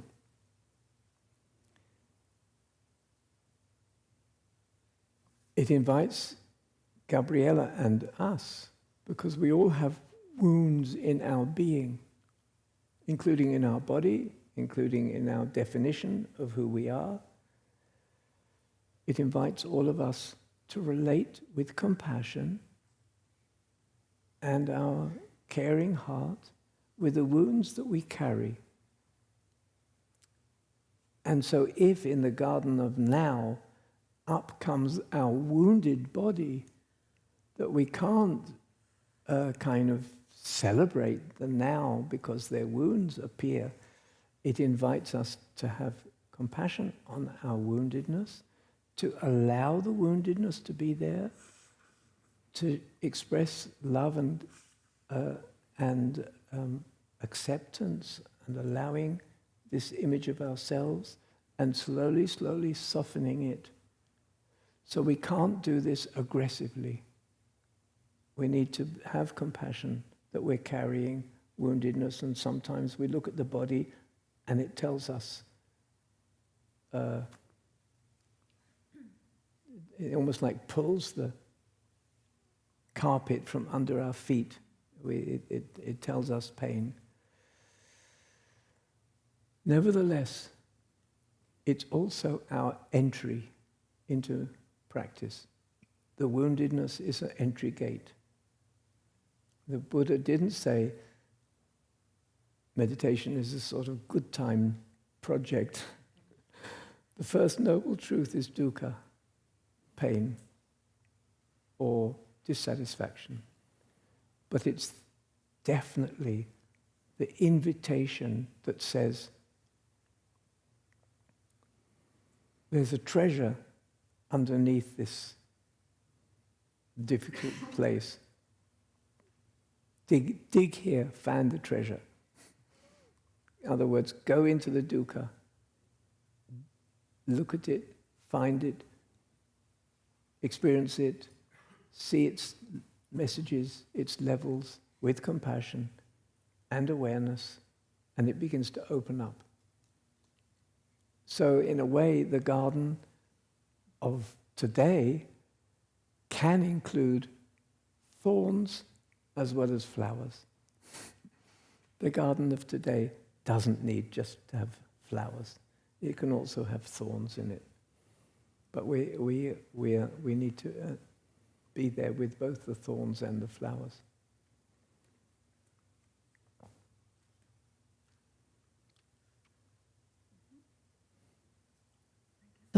So much. My question is, how can I deal with nightmares? Yeah.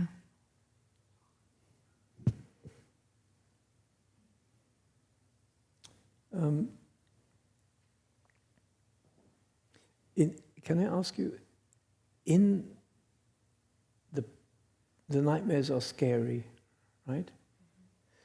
But in the dream, the nightmares, is there any other emotion that you can locate, you can catch, as well as fear?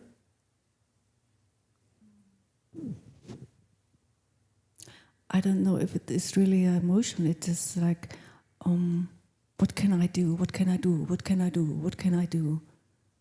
So. That's in the dream. Yeah. Yes. Mm-hmm. Well. Oh, what's going on here? What's going on? Yeah. Mm.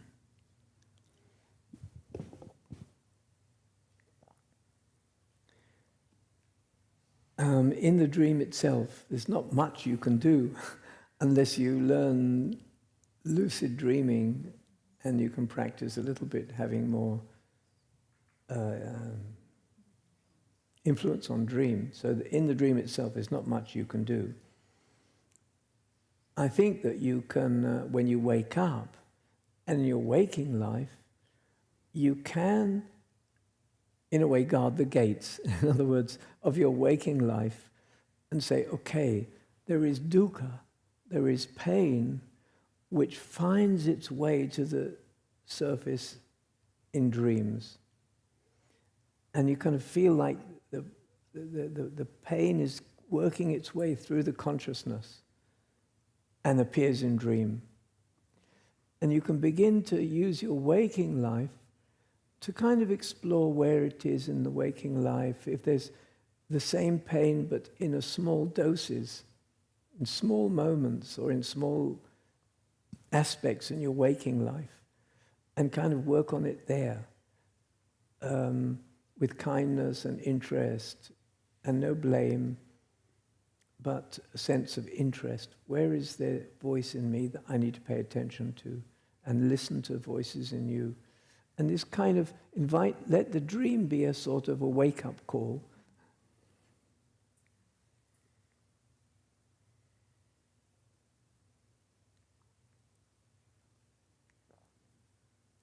Let the dream be a wake-up call to invite you to explore subtle place in the consciousness of things that may be buried or not pushed aside, and touch them with kindness and say, without blame, or we're all got this, we're all wounded in different ways, just because we're conditioned beings. So allow that without blame, but and then also one more thing. Dance a bit, be happy. Like when you wake up in the morning, what's the first thing you need to make you kind of feel in another place? You don't need to carry the dreams as a weight, but allow them to be a little bit of a wake-up call, but don't carry them the next day and try and sort of do anything ritual to be in a new state of mind, not left over during the day and bring you down during the day. I do a lot of work with myself, but I think with less, I have to do it with more kindness. So that's the key, I think. Yeah. Thank you.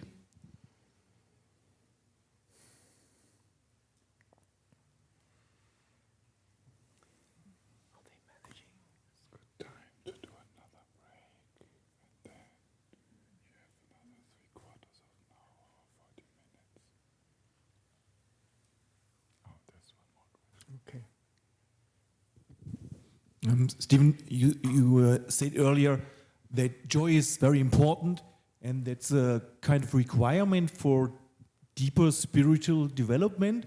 Can you explain this a little bit more?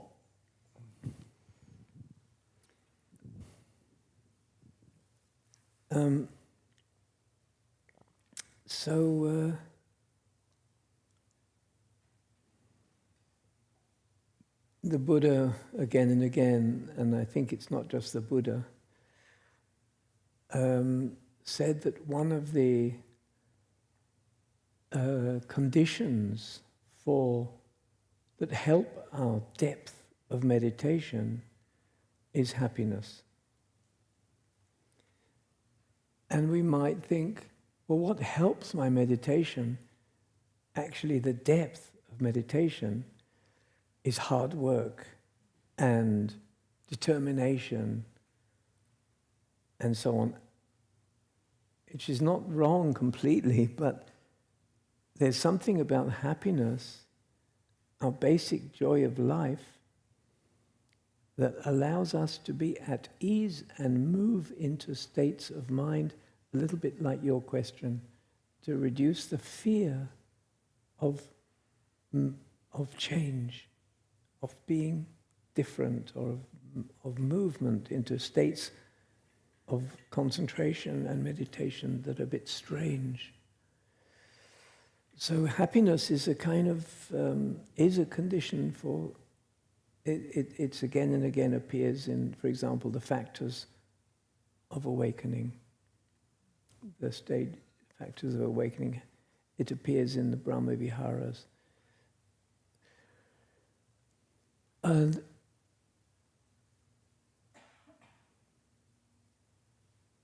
it's not so easy to manufacture and fabricate happiness. However, I do think that if we are interested in ways where our meditation itself can help us discover our basic happiness, then it works together.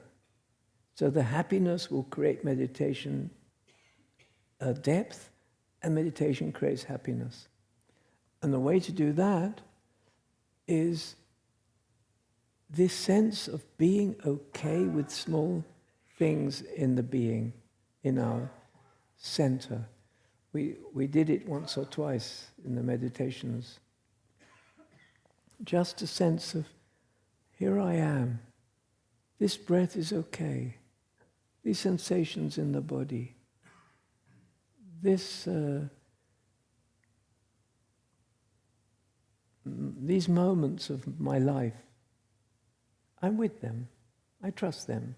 So these small moments, I think, can tell us a sense of okayness, because they don't carry stories and issues.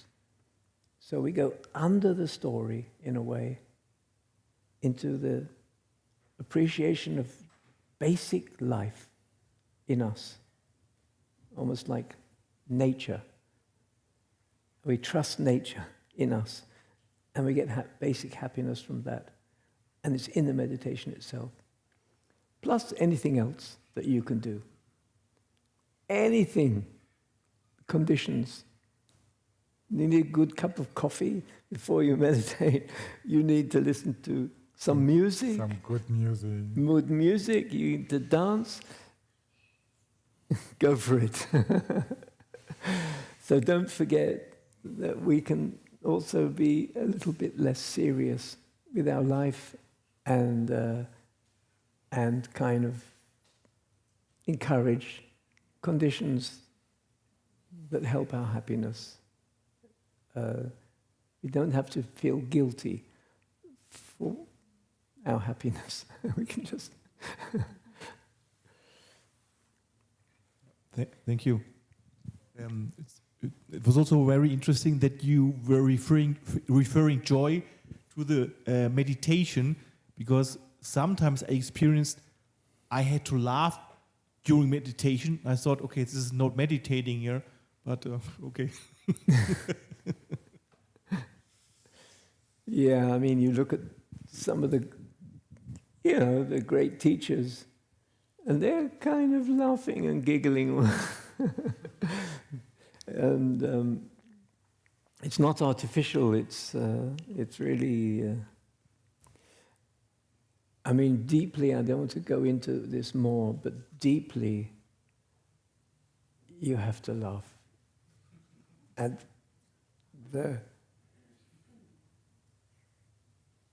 this game called existence, you have to laugh. If you don't laugh, you cry, so you better laugh.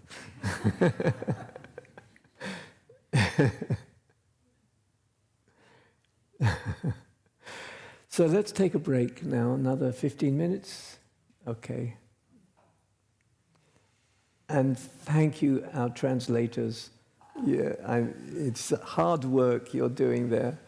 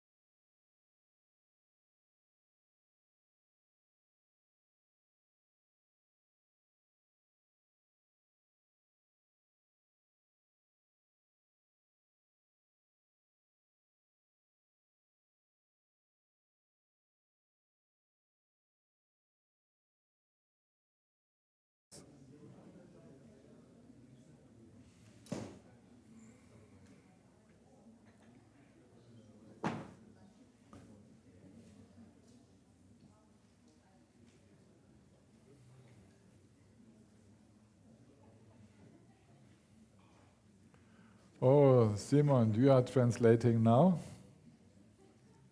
Okay. They have changed translators. Simon is the one translating now. Hi there. Thank you.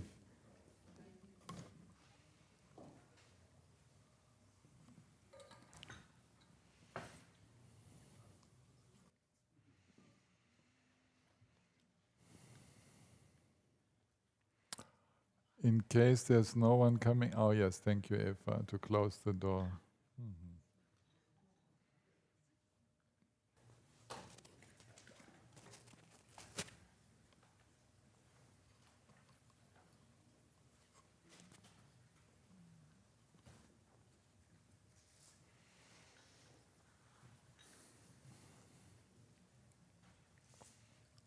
She's taking care of joy and happiness.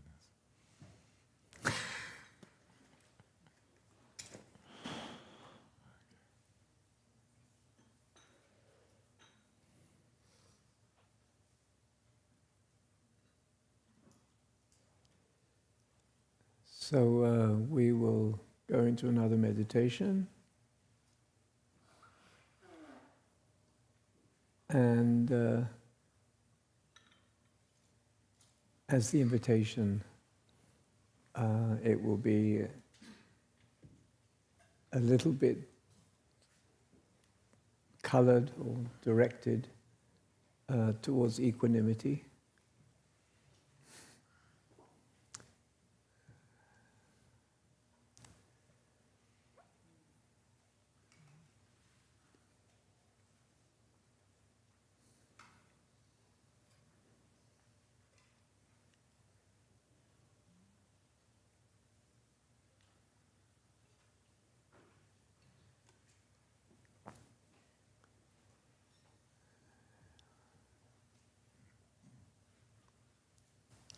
And feel ourselves settled,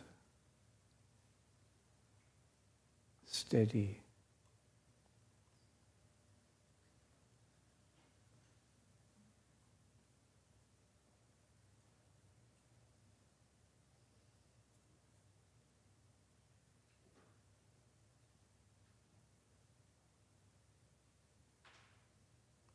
One of the obvious images for equanimity is the sense of being a rock in a stream of water in the river.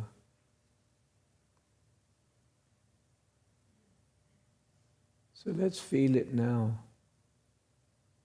We sit like a rock.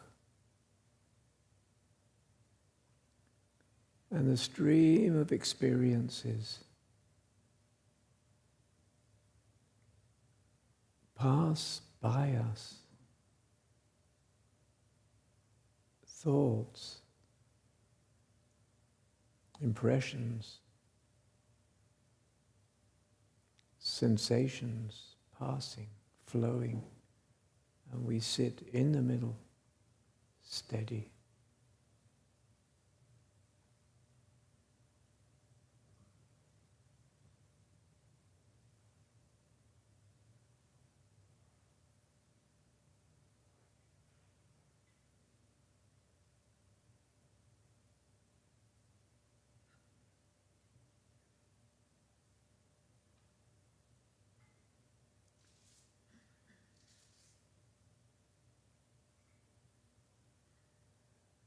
We can be helped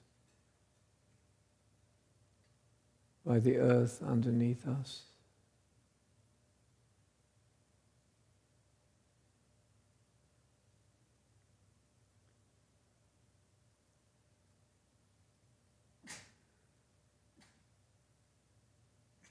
There is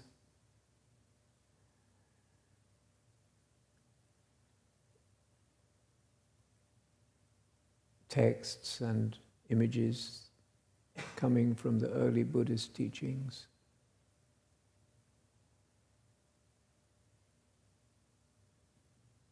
The Buddha said, let your meditation be like the earth, because pure and impure can be poured on the earth, and the earth is big enough to hold everything.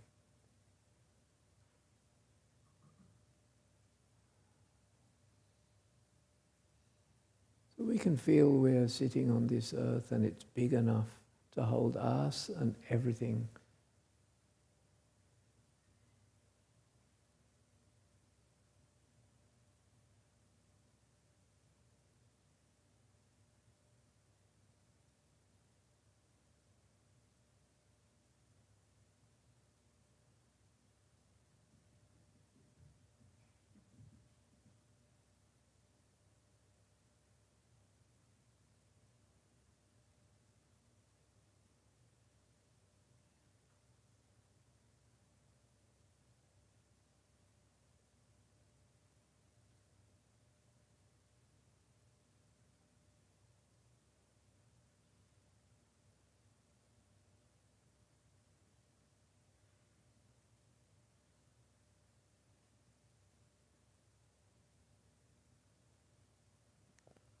And as we explore our inner world,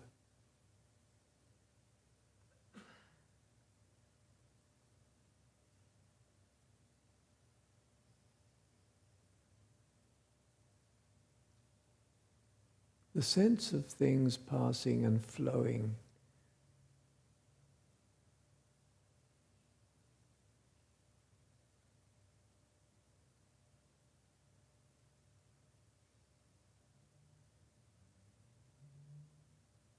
sensations in the hands and arms,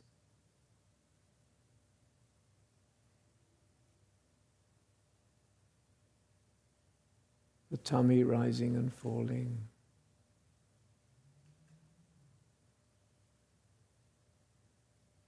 the back doing its job, holding us,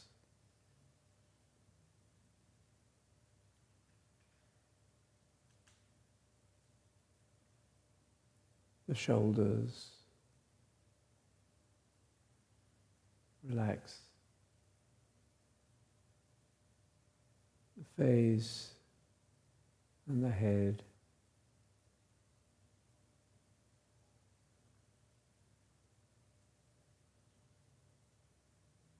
But get a sense that every part of us is dynamic, changing experiences that flow by, that constantly changing and flowing by.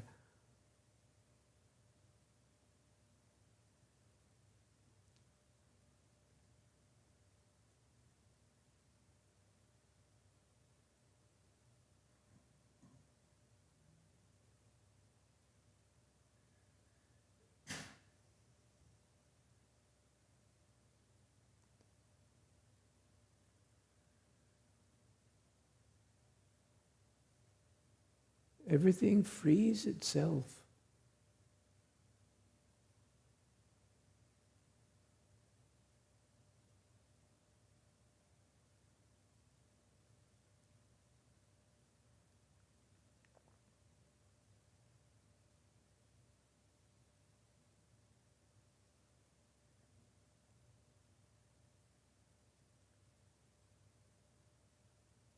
This beautiful Mahayana image of self-liberation. Thoughts liberate themselves.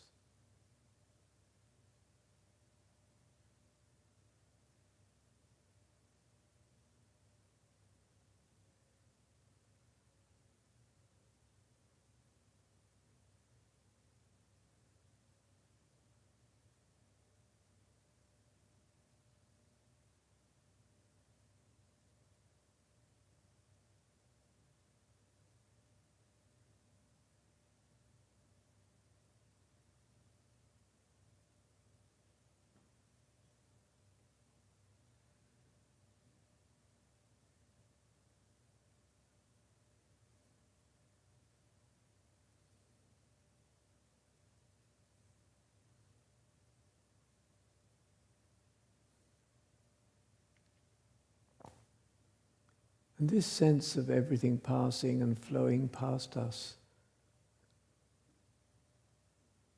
flowing through us,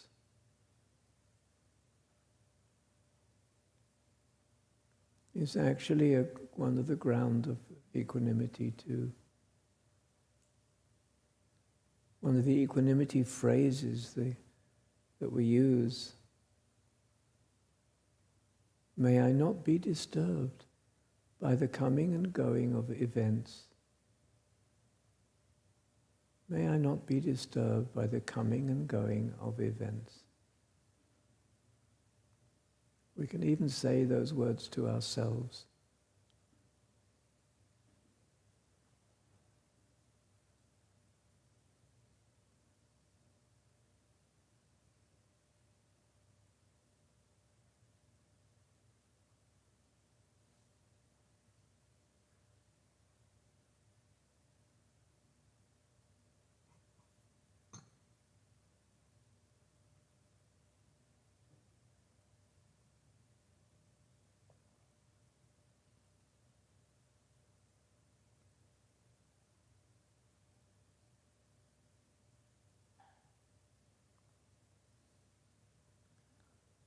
And let's do a little imaginative exercise together.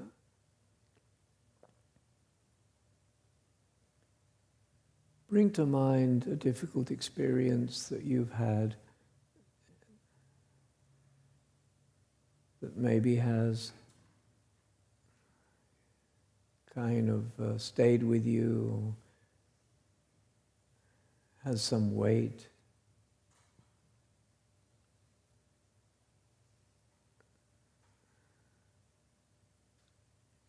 Just go back over that experience and sense it has the difficulty, the struggle in it, the bit of the pain that it caused us.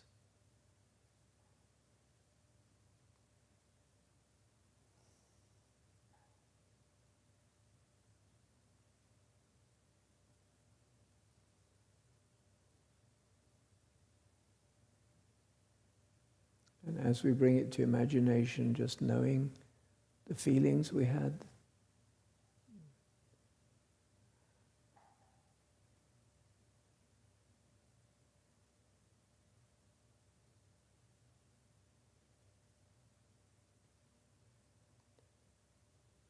And now imagine rewriting the script, reimagine this event with a quality of equanimity. Namely, something happened that was unpleasant, but we didn't build anything out of it. It didn't work anymore, it just came as unpleasantness and went and finished itself. Can we look back over it and see the way with equanimity this experience arose and went and didn't work anymore inside us?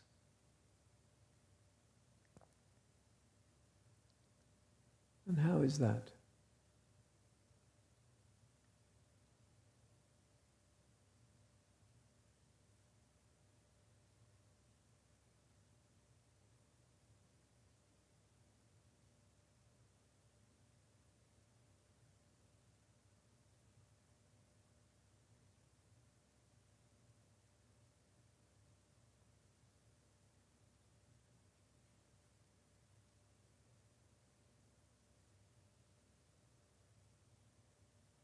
And come back to the now.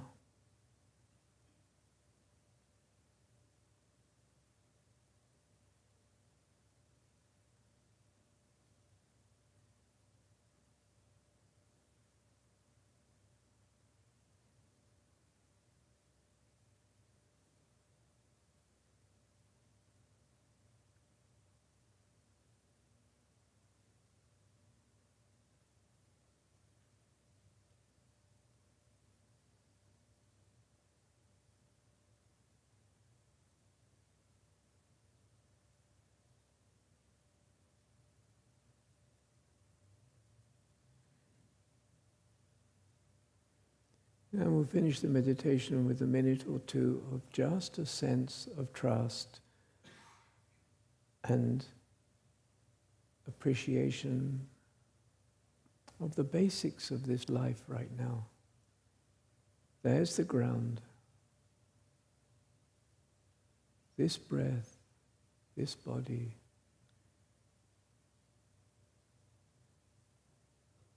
This life flowing through. This trust.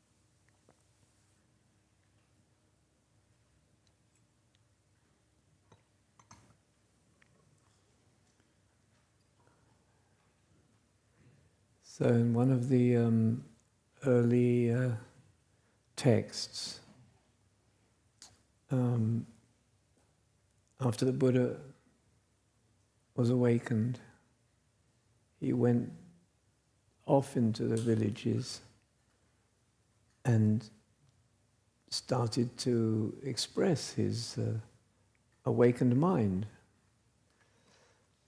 And he went out in the villages, walked about, and said, I saw the universe, I've total awareness of everything, I'm absolute ultimate place, and so on. And the first person he met in the street looked at him and said, another one of those crazies? The crazy guy? Forget it. And he kept meeting people that thought he was just went bananas. I have to say, after years in India, that there's an awful lot of people who are, I was hanging out with the sadhus on the banks of the Ganges, and there's an awful lot of them that really are pretty crazy, along with the enlightened souls. Anyway, the Buddha didn't get anywhere. So he went back and sort of thought about it. And this is all in one of the earliest sutta texts. And he realized that he needed to tell people why they're not awakened. What's the obstacles? And with that, he started to teach the Four Noble Truths. And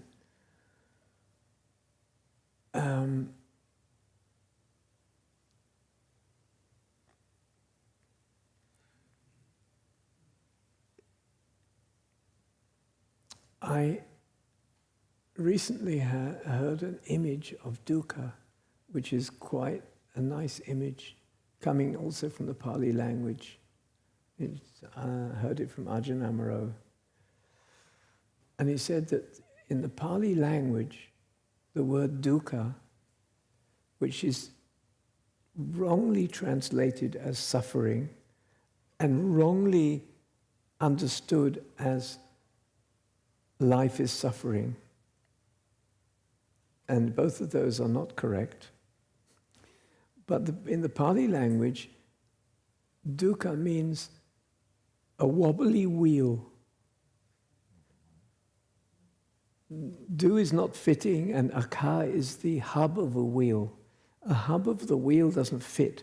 So something there is not fitting. It's kind of off-center. A much more understanding, a good understanding of dukkha in the tradition, which is that life is not dukkha. You can't avoid dukkha in life, but life isn't suffering. Life is life. Life is everything. So it's important that we kind of understand that in our practice, that it's not idealism.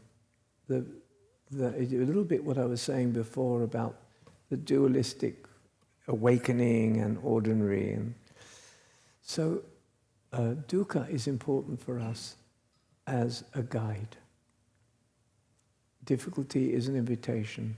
Difficulty says, look here, here's your liberation. And that's so important. I'm sure you've heard it from Tillman before, but I do want to raise this again. Dukkha is just something a bit off that says, look here, go there. This is your liberation place. And you go to the other side of attachment. Dukkha shows you where you're stuck. You go to the other side, and there's liberation.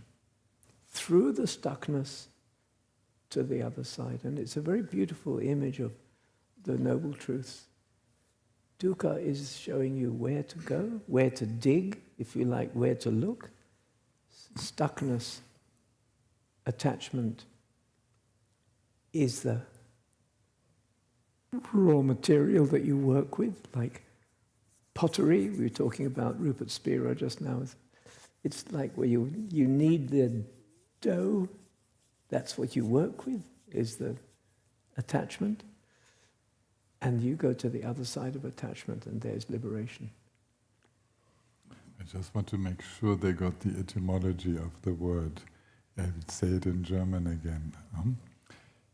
Was Stephen meinte mit dem Wort Dukkha auf Pali, es bedeutet, dass etwas unrund läuft, dass es knirscht im Getriebe, bis zu dem Punkt, wo es blockiert und stecken bleibt, wie so eine Narbe in einem Rad, die nicht richtig passt. Ja? Das ist, was dann leider mit Leid und so übersetzt wird, aber eigentlich bedeutet es, dass es unrund läuft und richtig viel Widerstände auslöst.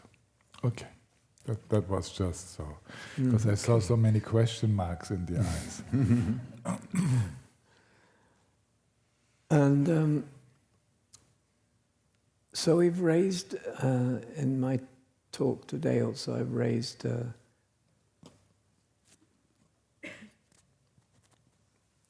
practices that are very much about the now. And at the end of this session, or coming to the end of this morning session, I want to just raise one more aspect to all of this. And it came up in the questions and answers, such as the question on joy. One of the things that we're doing all the time as we practice is building insight into the moment and building capacities, abilities, resetting our consciousness. And we do it, both of them at the same time. So, capacities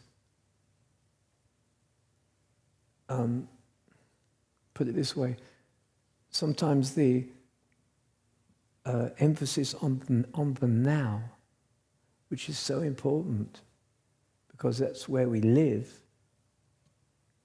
and the meditation takes us there into the now. But one thing that we shouldn't forget is that we're also building capacities, slowly, capacities of joy, capacities of deep rest, allowing things to be the way they are, resting in life, not seeing life as struggle, but really feeling a place of rest, a place of love, being our mother to ourselves and to everything in life. These capacities we build all the time, slowly and steadily. We can't get there 1 minute. But I just want to remind you that that's what happens over time. And Tilman and I were just talking about 10 years. This program is 10 years. And it makes sense. It takes time. But just be aware. Notice that you're building capacities as you go along. That you're not quite the same person. There's a freedom in the personality and flexibility in the personality, and the personality becomes different personality. It's not that you give up your shape, like I talked about the olive tree, right? We're all got a shape. We don't have to kind of try and be neutral Buddhists, kind of in some sort of...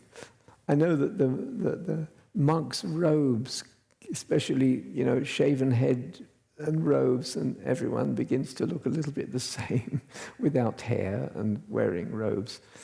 Okay, but actually the Arhants, the enlightened early teachers, never said that we don't have a personality. We don't even got rid of anger or emotions. They're still there. But it's taken so lightly.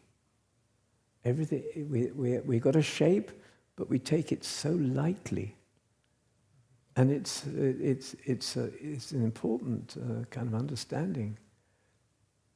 We have a shape. I mean, I'm 80.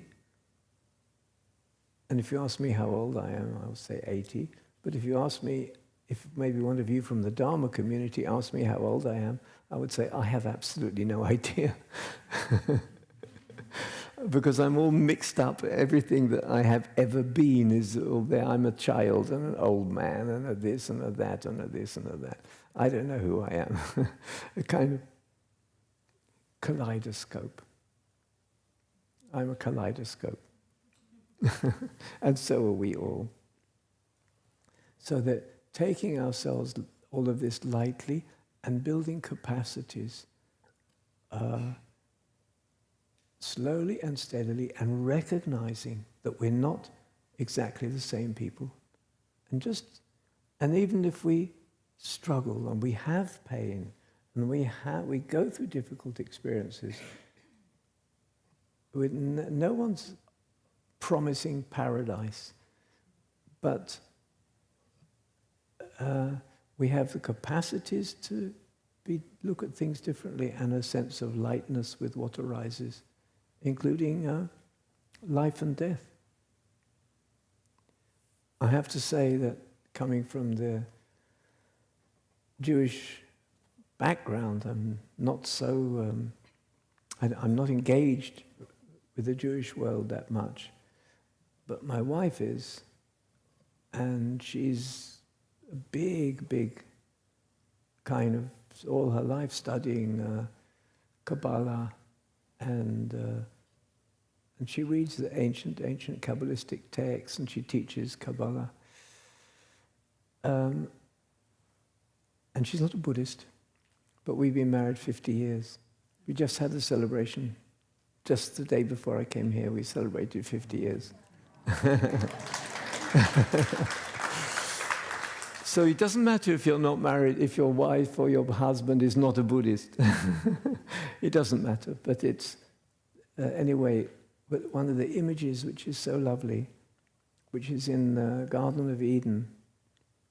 So the tree that got us ejected, exiled from paradise with the apple, right? And the tree is exactly an image of the Four Noble Truths of the Buddha, because the tree is the tree of good for me, bad for me. I want, I don't want. And the apple on the tree is going inside. We are eating it. It's not abstract. It's not philosophy, good, bad. It's eating, I want the apple. And what's interesting in the Kabbalah is that if we eat the apple of I want, I don't want, I like it, good for me, bad for me, we get ejected. That's attachment. That's dukkha.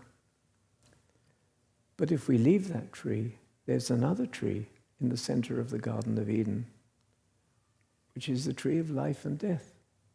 And it has no apples. And the only thing to do is sit underneath and rest under it. And then you're in paradise, finished. You don't have to go. You're there. And it's just such a nice image from another tradition, but it says more or less the same thing.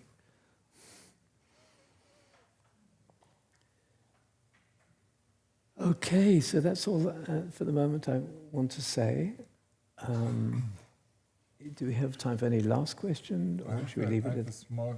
I have a small question to you. Oh, happily. About building capacities. Does that link to the subject of the next 5 days? Are these faculties and powers we are going to talk about, Indriyas, Balas? Is this about building capacities? It is. It's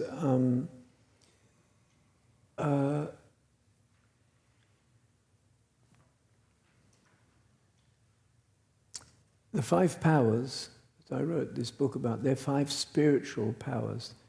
There are, in the tradition, 32 other powers that are not so much spiritual powers. They are physical, biological, or psychological. These are spiritual. So what it means is, as powers, they are capacities. For example, trust. We have worked on trust here, at least with me. Trust has come up, and that's the first of the 5 powers. You can get a sense through the meditation and some of the language that I've been offering and some of the teaching you've got from Tillman over the past, that trust can be seen as a power that builds slowly and steadily as you kind of get in the stream of the Dharma. You no longer live with so much fear and so much uncertainty. What will happen next? What will happen? There's more. It goes to equanimity as well. So you can see that way trust is a power that allows us to live well. And it isn't one of the examples of powers and capacities, yes. So I'll tell you the other of the 5 powers. There is energy. Of course it's a power and a capacity. Our energy becomes different as we practice. Less exhausting, less using up energy, finding fine-tuning of energies. Mindfulness or awareness is another power. Calmness and steadiness is another power. Wisdom is another power. So they are capacities, and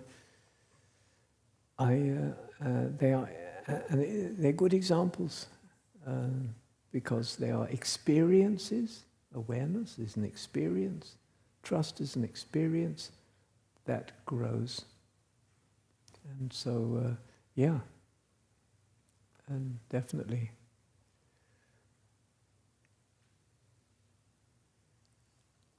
We can dedicate. Afterwards, I will give a few sentences of instruction for the group work.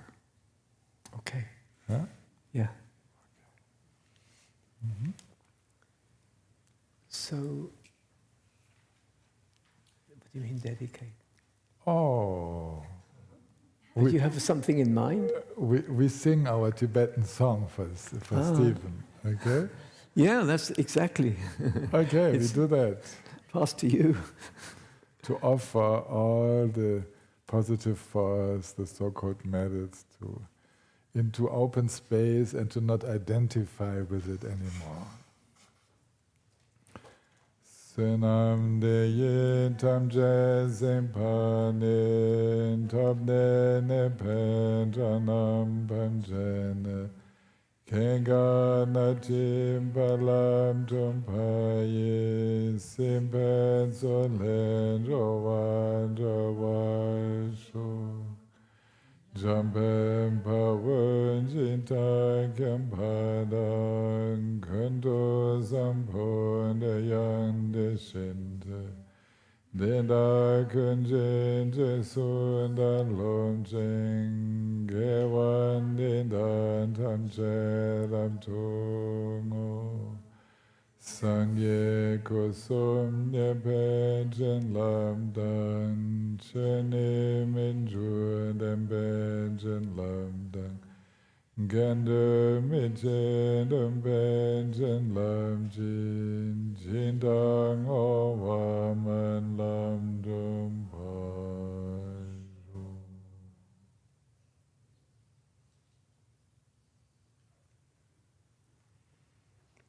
And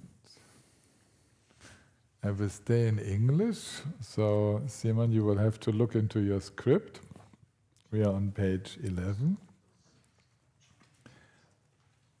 The questions for this afternoon, for the group meetings are, what is equanimity in Buddhist practice?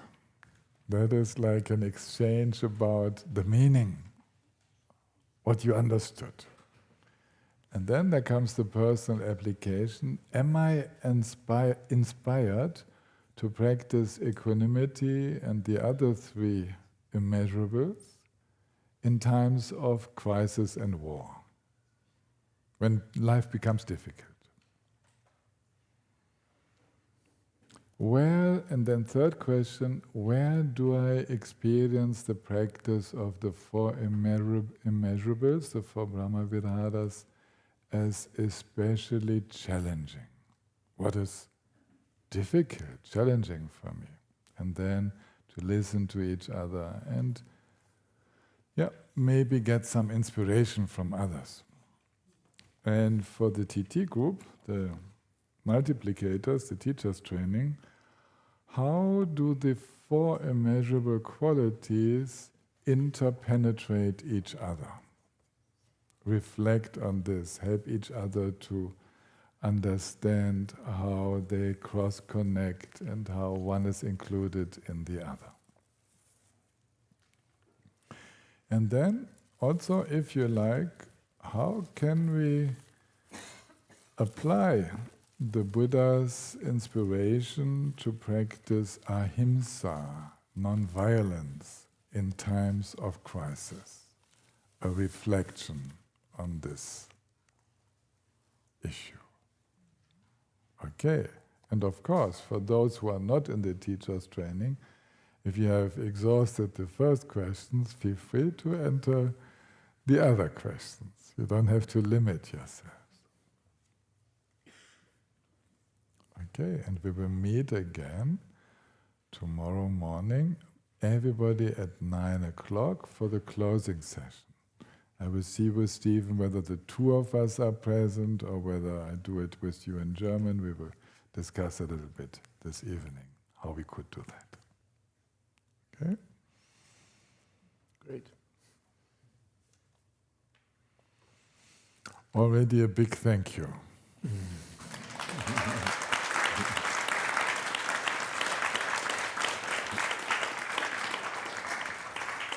can we improvise a donation box for Stephen if it's not already there?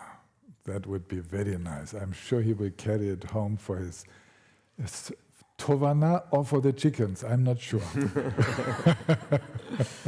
It's a cycle. The chickens give me eggs. They give me life. I give them life. In a way, it's what's happening here. We give each other. There is, we're both sort of on the stage here, yes. but actually, yes, we're all together, flowing exactly. with each other. Exactly. And maybe I think maybe I would join tomorrow at some of the time. It would be nice. It would be to come tomorrow. I've really enjoyed being with you all. Since this is coming up, we are here at 9 o'clock, the two of us. This is fine. It's decided. Yes, it's decided. It's good. We will. So for the translators, it will mean that it will be an English sharing, and we will help each other with the French and German. Yes. There is Zoom also for, yes, the camera has a little bit different position so that the Zoom practitioners, they can see the group. Well, the truth is probably the best would be... we sit on the ground. Yeah, and maybe to have some... I don't want to feel that because of me you have to shift to your second language that you can talk. But maybe we have a bit in it with English and then you'll be free to share in German and I'll just You can get an earplug. You can get an earplug and listen in English. Ah ja, müssen wir noch gucken. Du schaust mit den Übersetzern, ob es überhaupt eine Übersetzung gibt. Ne? He will see, but we can take care. We can talk. It's anyhow, we manage. Good. Okay. So the personal interviews with me this afternoon, they are again in the playroom. I hope this time it's free. If ever there are children playing down there, I sit here at the edge of the restaurant in the silent part. Okay? Great.